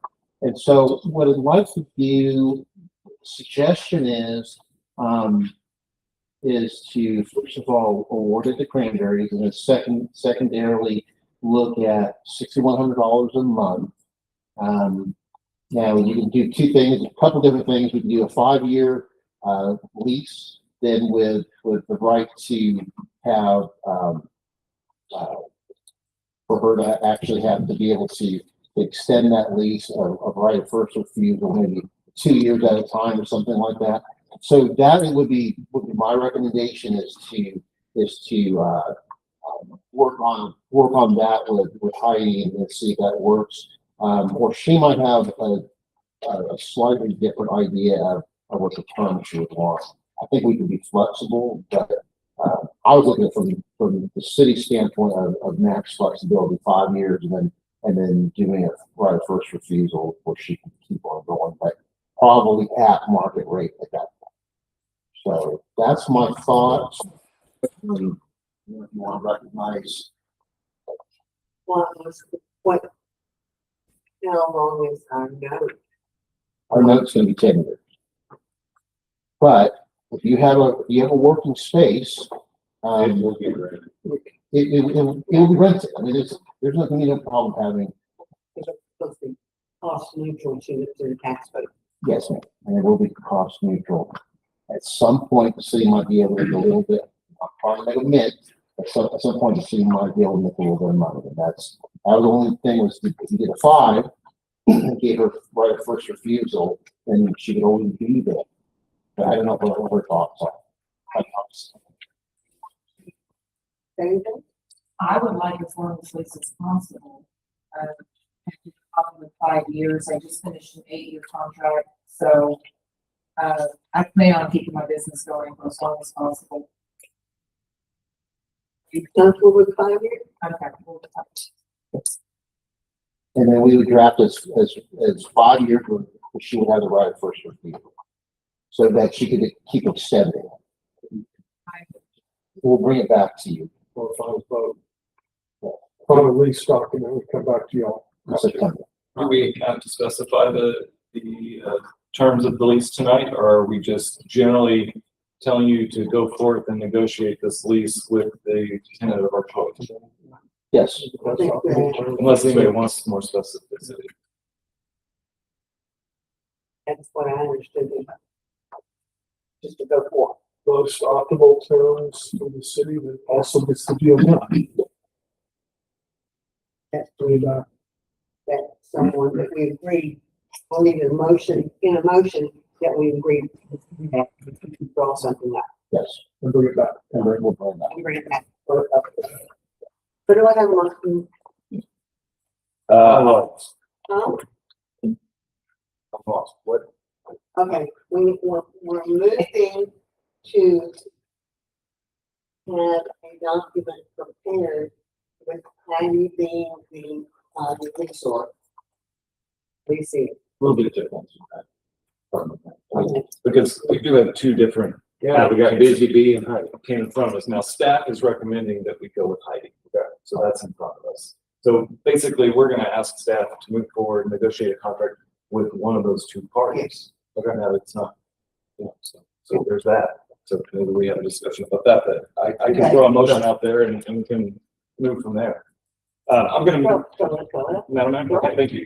So I'm gonna move that we, direct staff to craft a leasing agreement for the old fire station with, Heidi Savoy of Cranberries.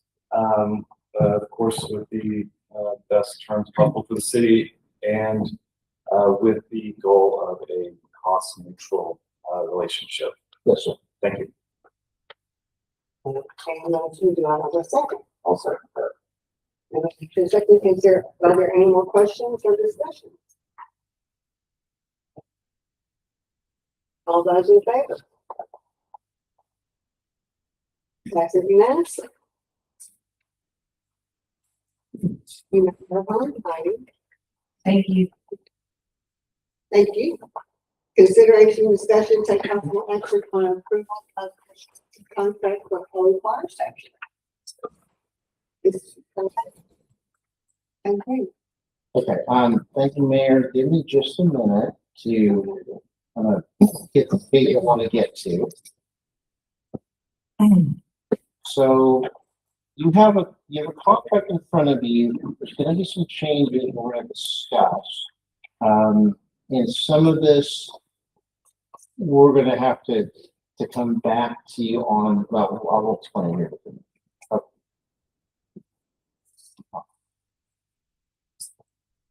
So,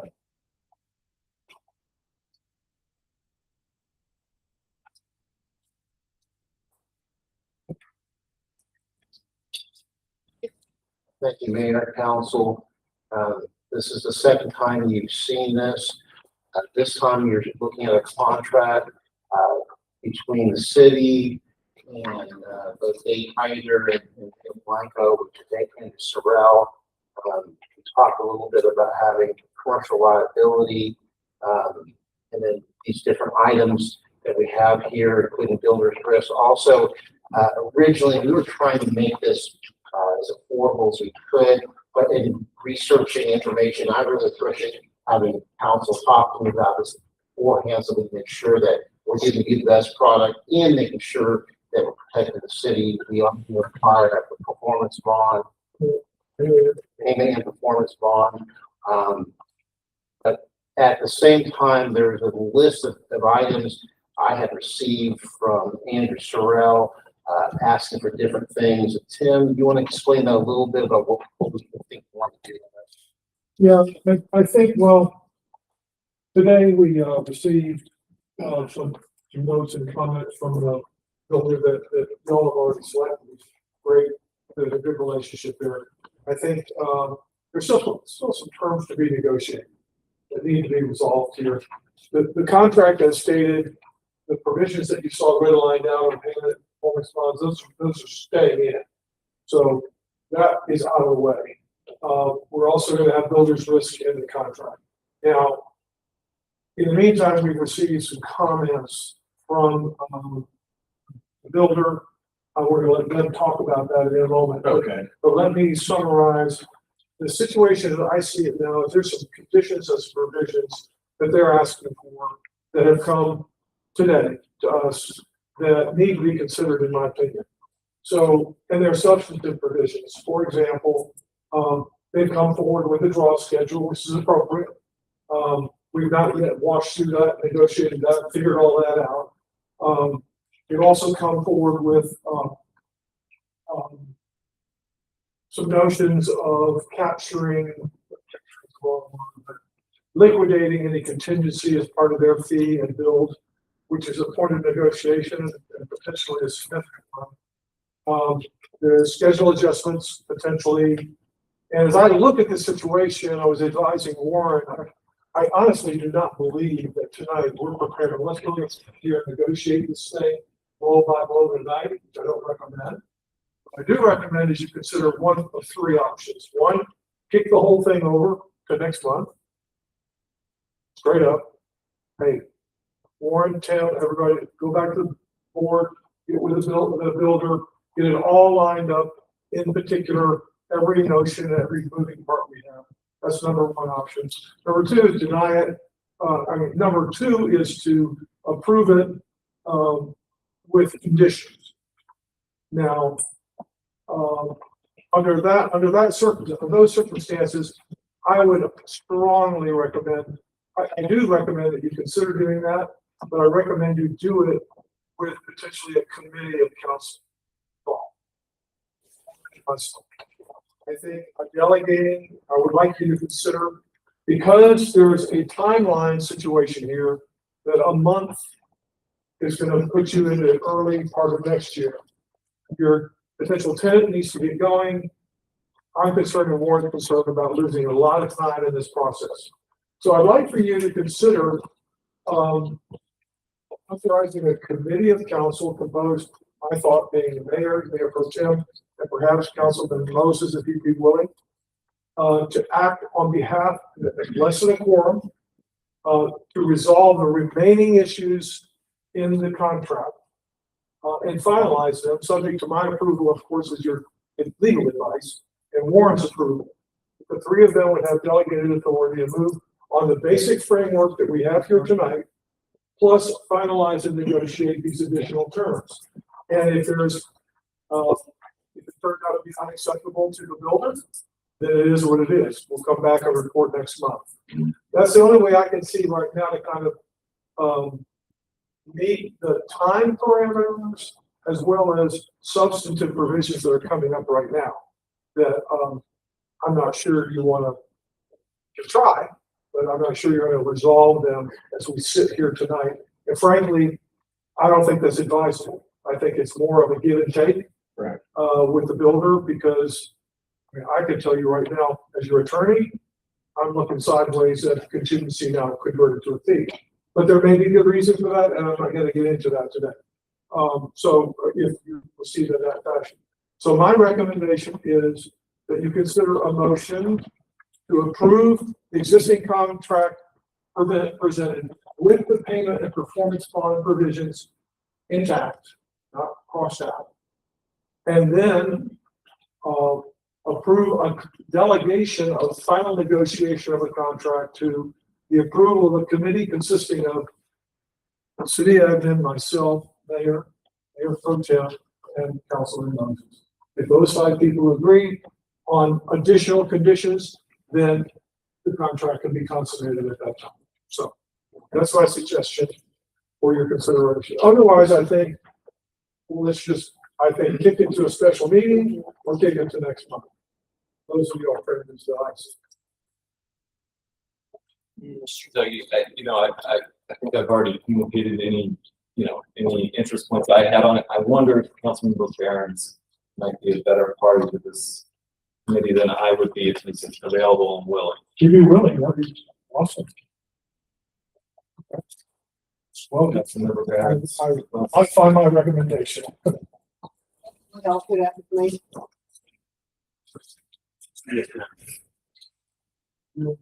Yes. Mayor, council, good to see you again. Thanks for me. I've talked about this. Let's see where we're at. Warren, do you have the?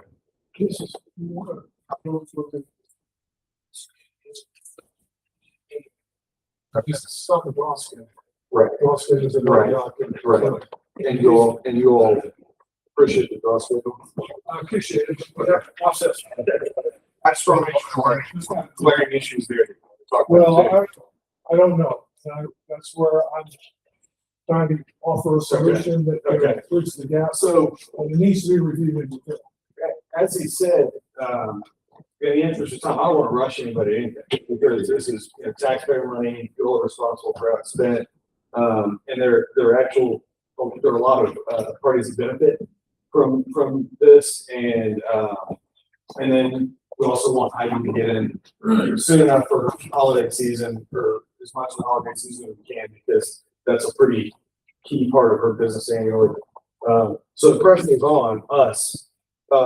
In order, we were originally given the 4 years ago, maybe, I talked to Bobby Mack about this, and I think the number to meet was something like $400,000.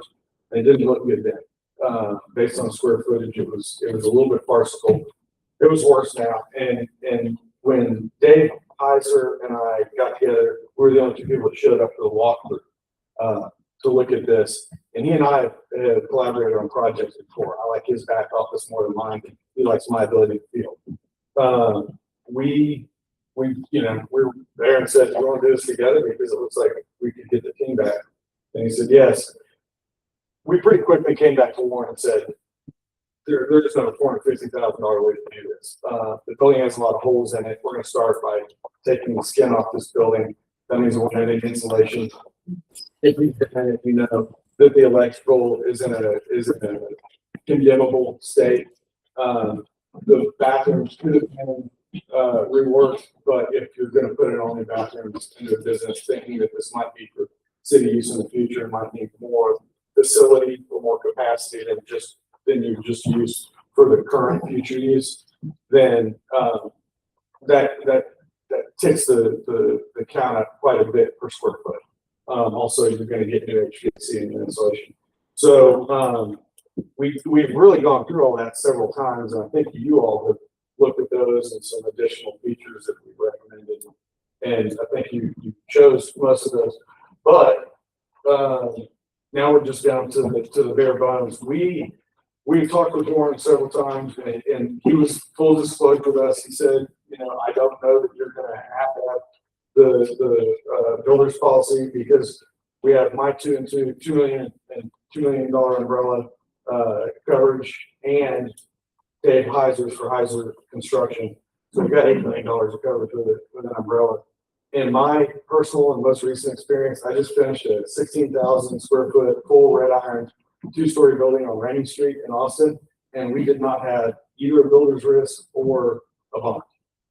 it was viewed as too small a project, and we did have a background with the general contractor. And nobody was required to bond this job.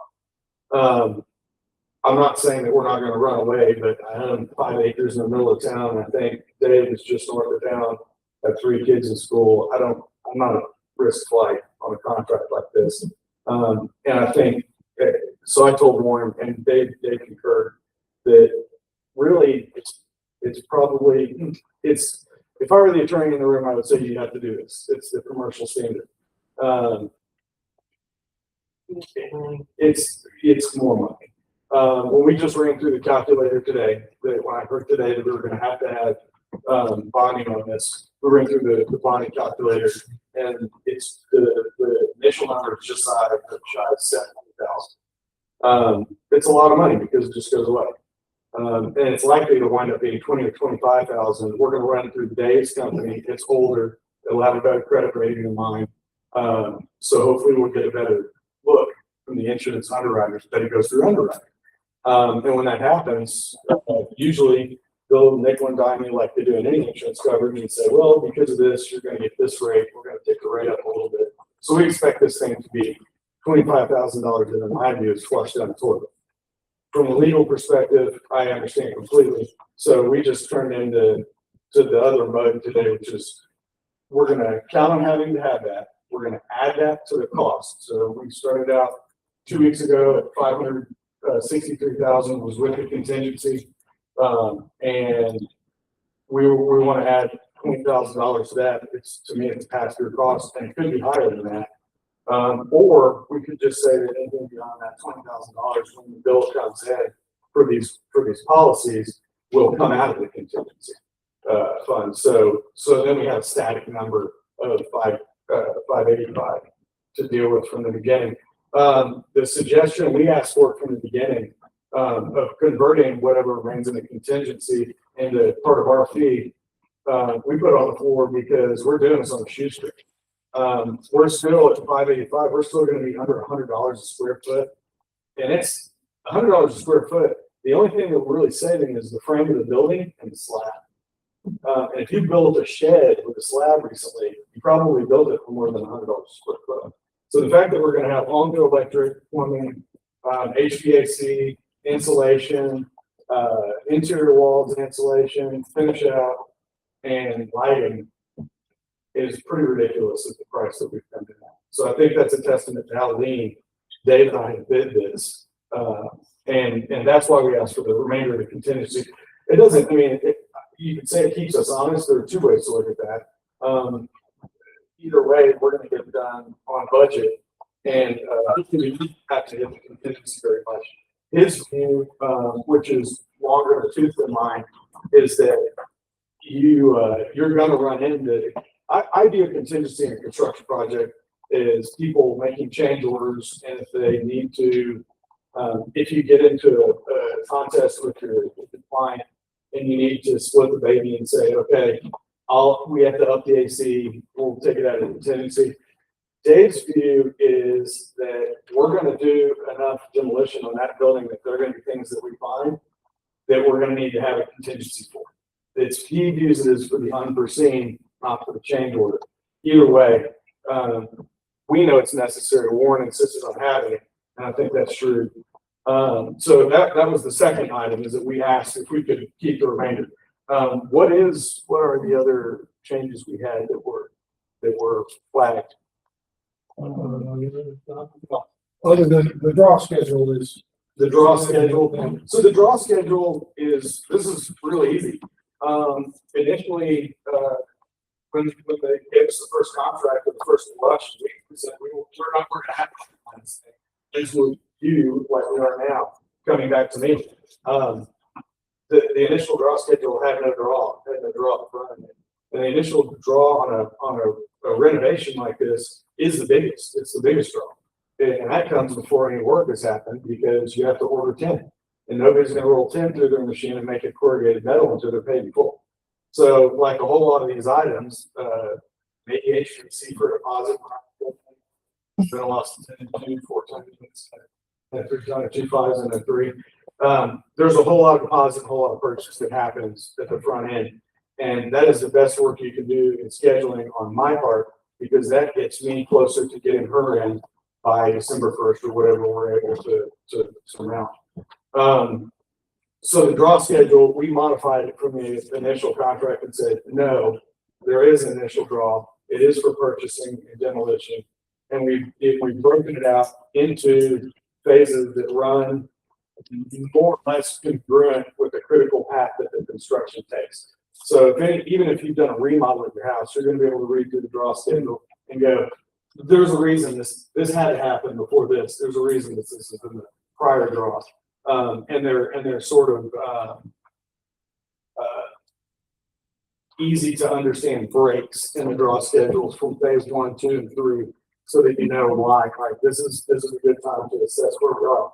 What I would suggest, and you've probably seen this before in a commercial contract, is that we could come back, and I think we've done this so that it's monthly, right? Was the idea, was separating it out in 3 or 4 draws, is that we could come back to council or have somebody that works for the city approve or decline the draws or the amount of the draws based on percentage of completion. So let's say that we've got 5 items or 8 items in draw 1. You can come back before we ask for draw 2 and say, how complete? Are we ready to sign off on these 8 items? Or, and all their costs are broken out. So the costs associated, you can go through and say on your spreadsheet, everything but the 10 on the sides is done. You know, that's 50%. We're only going to approve a 30% payment of that, or we're going to take that money out of the second draw and defer to the third draw. There's a little bit of accounting involved in that if we do it that way. But on a project this size, I don't know that that's going to be a problem for me, because we kind of know what we're going to be able to affect. Once we get that roof on, the weather doesn't matter to us a whole lot. We're working undercover, so we can adjust our hours in order to keep up with our schedule. And that being said, we're still going to try to hit this thing as close to December 1st as possible. And if we can beat that, we will. I'd love to be done with the project, have her in, and everybody be happy and on budget. But the more time it takes to go out and get a risk policy now, and the more time we deliberate, it does kick the can down the road when it comes to opening. But those are the main things. We're talking about whether or not the contingency remainder would remit to us as part of our fee. And we're talking about, well, I don't think we're talking about the builder's risk policy or the other policy. I think those we're just getting. And we'll get that as quickly as possible. Warren only has 2 more items that he needs to get us regarding the legal nature of the property itself, that we can go ahead and get that quote finalized and finalize the number in here. But if you all are agreeable, we can just say we're going to move. I'm pretty sure that the 2 policies together they're going to surpass $20,000. If we were just shy of 17 at a first blush on a calculator, and then the builder's risk should probably be 3 to 5. We don't have the number exact yet until we get it quoted, and we're going to be ready to get into underwriting as soon as we do get it quoted. But if we move the total number up $20,000 and say whatever overage we have on those 2 policies is going to be taken out of the contingency, I'm fine with that. Dave would be fine with that, and I could put that one to bed for you all. The only thing I'm going to add is when we do the draw schedule, if we want to have somebody on staff that looks at it, probably would have a council member, maybe Mr. Byars or Mr. That'd be great. We'll just look at it and say, Yeah. okay, we're at 25% or 20, whatever the percentage is. Just need I'm somebody. right around the corner. Only 2, 2 lots. And I'm telling you, I'm not particularly very accessible. So if anybody wants to come by and talk with me, I know it's not supposed to do with form issue and things like that. If anybody needs to get a hold of me and say, hey, before we have to flag this or find out, you can get a hold of me. Everybody can get a hold of me before 10 o'clock at night, and I'm going to respond because I keep most of this stuff in my head. So I'm ready to get it out of there. Yeah. Is there anything else that I need to cover or address, Warren, that you can think of? No, I don't think so. Okay. I appreciate your help in coming in here and explaining to everybody. what- Sure, yeah, I don't think, I think we're down to pretty easy leave-ins, and I say that, and it's your money to delegate, and it's also the city's money that you're responsible for, so I know it's $10,000, it's nothing. I understand that, so we've got to go through the formalities and the hoops. But I don't think there's a whole lot here, and I'm gonna be real frank with you. If you all come back and say the contingency is off the board, I'm just gonna tell Isaac tomorrow morning he's got some bad days. That's all there is to it. We're not walking away from a project. We're not just doing this because we're gonna make money, or we wouldn't be doing this very much. We want to do this in Blanco. We want to work with you all. We want to work with Heidi. So, that's long and short. No more questions, Ian? Okay, Thank you. thank you.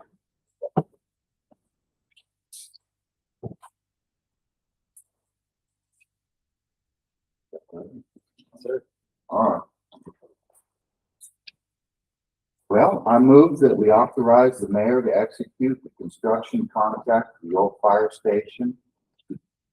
Construction contract subject to the term presented plus such other conditions as may be agreed to by a committee of the city council. And to clarify that, that would be Mayor Cargill, Councilmember Behrens, Councilmember Moses, and we'd be joined by city administrator and the city attorney, and would be certified to the city council as such.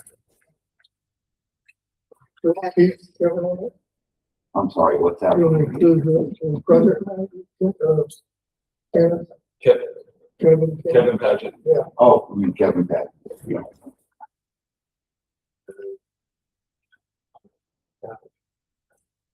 That sounds correct. That's correct, sir. Yes, sir. Did you have a comment? We also need to have a color pick. Before we sign that contract, we need it. You got the right lady here. Okay. We'll get that. Like whoever that comes from, we want to know that. it's not- The city secretary. Yeah. Is that- well, It's gonna be blue otherwise, nobody's gonna like it. So there you have a motion. I'll second. Yeah, I have motion, that's it. I will second Councilmember Moses' motion. Is there any other comments or discussions? All, That was a lot there. all those in favor? Opposed? The motion passes unanimously. Now we get to work. Do I need a fire tanker to go through? I have one. I'm sorry. Okay. All right. Let's some stickers put it up, so you can put one on it. Keep on the outside.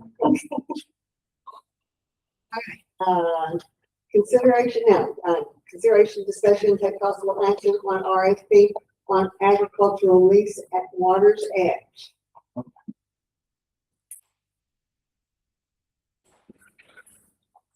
Mr. Esmond? Yes, Mayor, Council, first of all, I need to deliver the background and then why we did the RFP. So the background is, that we have 47 acres, well, we actually have more than that, but 47 acres at the sewer plant.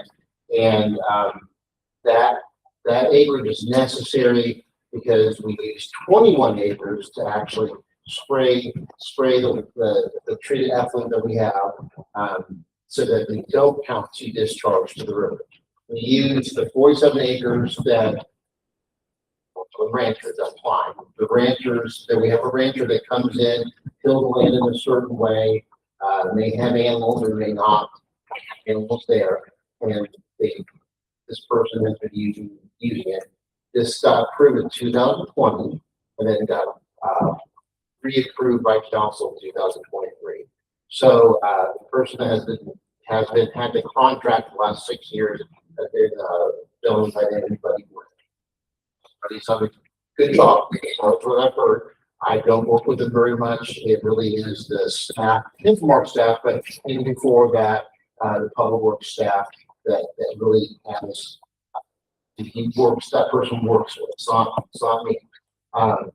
To be fair, I think because Mr. Flynn had 6 years, we looked at doing an RFP. So we have 4 contracts, 4 bids that came in. I'm not going to say which one we prefer, because again, I don't deal much with this, but what I will say is there are four, and we'll take a look at that. And I'll explain value. I can look at value, not necessarily, who's better than who, but, there's a proposal, red canyon fencing, which is, Air Cloud, sorry, and then one from Michelle Cloud, one also from Mr. Gwynn, Buddy Gwynn, and then one from Kenneth Moore. So if you look at the values on there, and if you're looking specifically just on what they offered, the best one is actually from Gary Cloud, which is Rim Canyon. He was looking at $3,000 annual payment and $5 for a round bale of hay harvested. So that is what, again, I don't have an opinion other than that's the best value that was submitted. So I don't know if you have questions of me, or if you want to. I think all three people are here. If you have questions,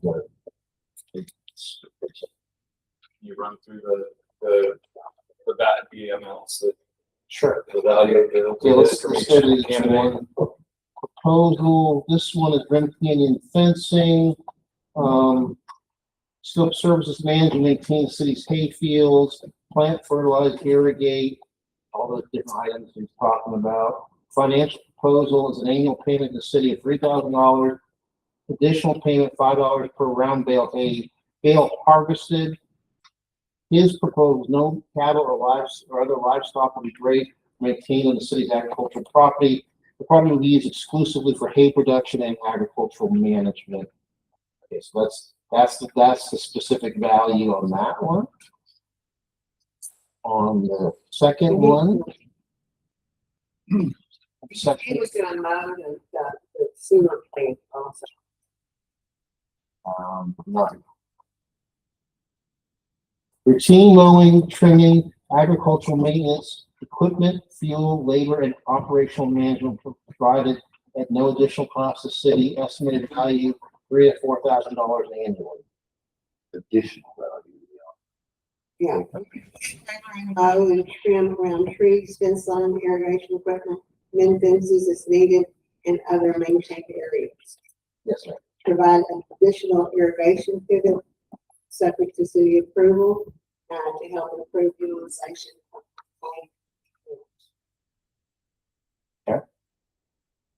So estimated annual value, guaranteed annual payment $3,000, $5 per round bale, and then let me just talk the maintenance value $3,000 to $4,000 annually. That's the first bid.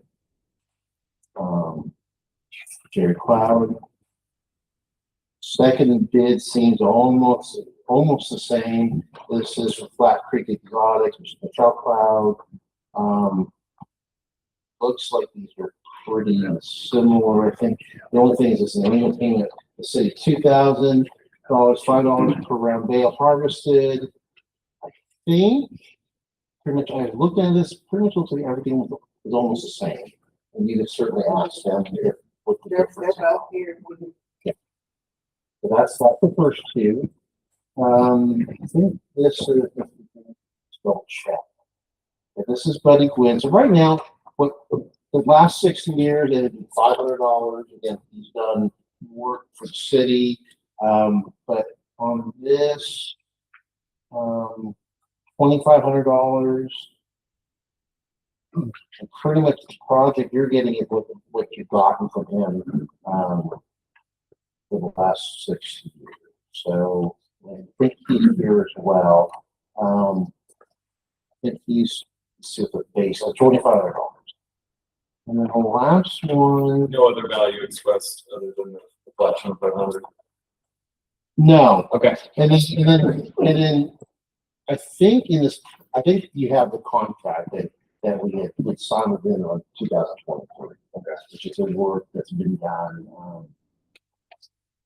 And again, I don't work with these individuals, so you have to talk to them about exactly what they do.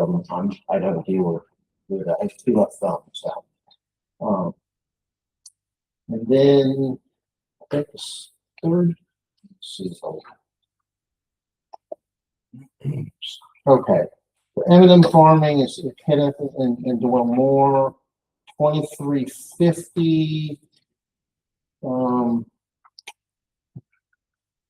not sure if there's, I don't know if there's any other information on that other, reading through it, but that's what I have. And again, you may want to, I think they're all here if you want to recognize people to speak there.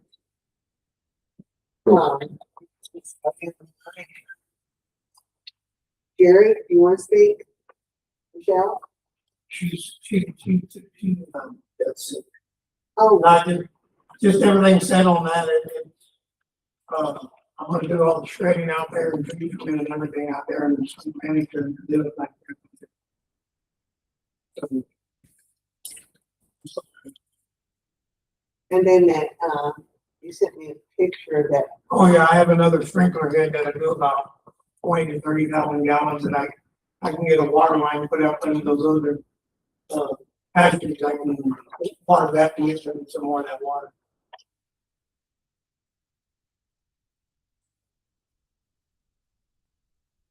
About 400 feet, it automatically refills itself in. Okay, that is.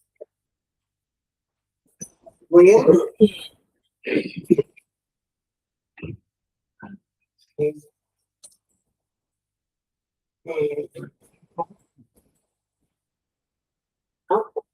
There's Bob. I saw Bob Morrison at the end. Okay. Yeah, that's what they do. Okay. Did that one minute. Do y'all have any questions? What kind of truck did you get there? John Deere? 5065. How much hay did you make this year? Do what? How many rolls did you make this year? I get it done by Brian roll. Did you do any hay this year? Did I do anything this year? No, I'm doing this for a living. I'm getting back into it. I used to do it.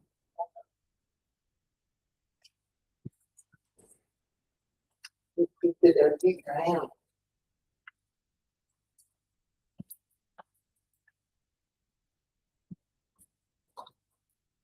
Anybody else want it?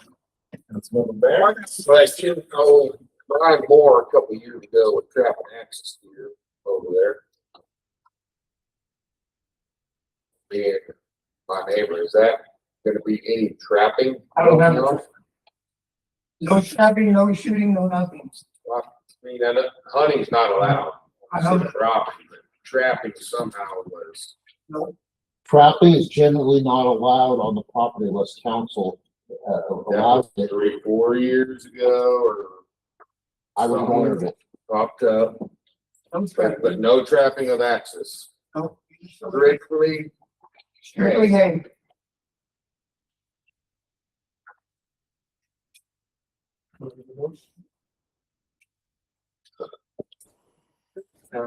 On new, item number 5, a motion that we approve the contract with Rim Canyon for the agricultural lease at Water's Edge. Okay. And, motion, I have a second. Do I have any more questions, comments? All those in favor? Opposed? 0. Motion passes. Congratulations. Thank you. Thanks, Rick. Good luck. I'll be up there. I'll be up there helping. There you go. I'll make a check right now. Start date. Try. Whenever they say. We need Well, I didn't to. know if there anything had to be removed. I just didn't know if I needed to record a date. Is Buddy still on? Whatever Buddy's over. Oh, so, I did talk to Buddy Gwynn. He is going to probably finish his current crop in September. So I'll talk to Mr. Gwynn and make sure that once he's done and he gets equipment out, then we get, Do we have a written lease? we will have a written. Thank I mean, it's late in the season. I mean, just let him go ahead and get Yeah. his hay out of Yes, there sir. for the season and start next year. You just get it, yeah, stuff will be done, it'll be easier to mow. Yeah. Figure out what. Yeah, that's something that's. Okay, so discussion, consideration and take possible action to authorize mayor and city administrator to notify Infomark of city council action affecting the city of Blanco 2026 annual budget. Thank you, Mayor and Council. This is something I actually had talked to Tim requested also as mayor. As we're going through the budget process, we have spoken there to talk about the transition. Right now, city administrator, mayor, we can't actually really speak to the Infomark or any of the employees about the transition because we have not provided official notification. The official notification is when the city actually does not appropriate the funds. And, how do we actually start on October 1st? But we don't have to file the budget until October 1st. Do that by showing that the enterprise fund is not being appropriated to them, it's being appropriated to public works and providing all. And so if you want to take a look at this, we looked at this today, the enterprise fund clearly shows what was appropriated in 2026 and then what is now being appropriated to them, which would be, the only thing would be the payout of $100,000. So that's in both water and then both in sewer. And so if you're looking at that appropriation, then if you approve this tonight, then the attorney will draft something, I think you already drafted the letter and we'll send it to their appropriate council. Yeah, just to be clear, we've talked about this before. The letter would be just a letter notifying them of your intent to terminate. Termination doesn't really happen until the budget is adopted, October 1, and they make the termination payment. But also in the same contract, it obliges us to let them know as soon as possible. We've already let them know informally this is going on. Yeah. To the nth degree. I've been talking to their attorney, he's been talking to their folks. This is knowledge to them, but this would be an official notice of intent to terminate as of October 1. And we give them official notice and early as required under our contract.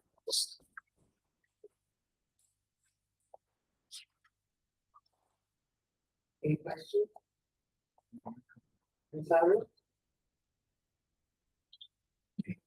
Comments? Motion? Yes, I guess, what is this, new business item number 6, I move that we authorize the mayor and city administrator to notify Infomark of the city council's action affecting the Blanco's 2026.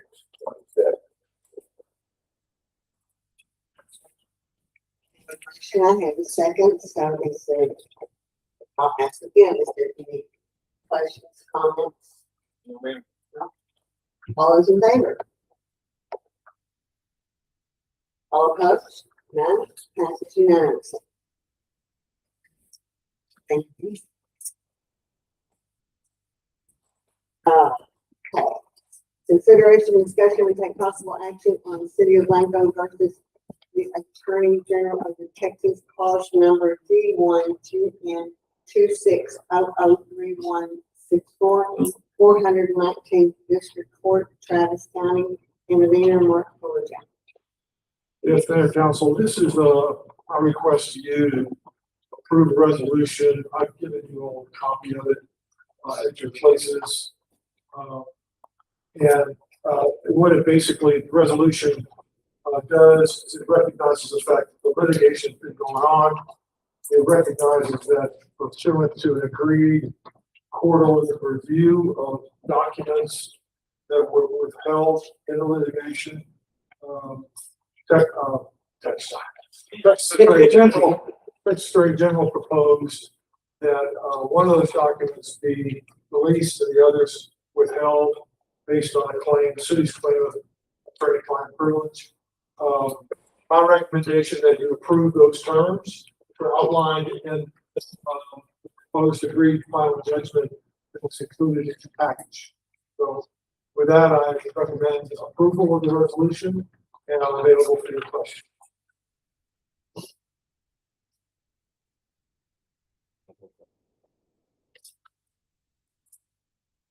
Do I hear a motion? Herbert? Do I hear a motion? Do I have a second? I will second, that we approve the resolution, approving the proposed agreement, final judgment from the city of Blanco. So the, Attorney General of Texas. Yeah, is there any more comment? Yes. Anyone? Otherwise, I'll for a vote, all those in favor? Opposed? Passed. Thank you unanimously. Thank you. And see, next 16, we will, go back. Yes, yes. And, so,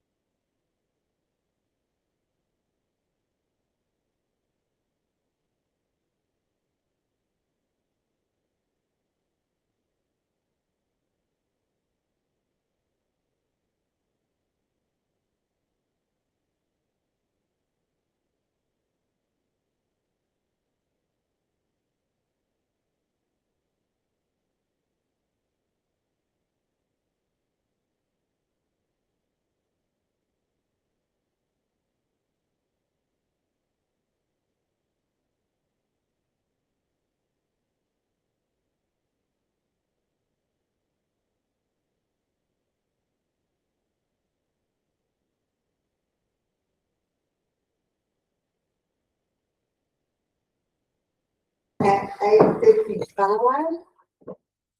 Now, 8:55. There it is, okay. All right. We are restarting Your comments? regular session. No, it wasn't. We opened up. We settled that in executive.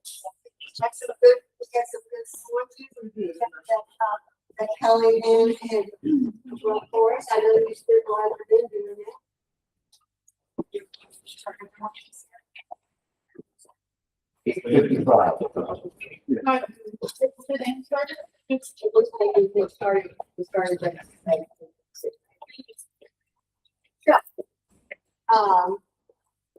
Not a much. Motion to adjourn. You got a second? All right. Any discussions? No. All in favor?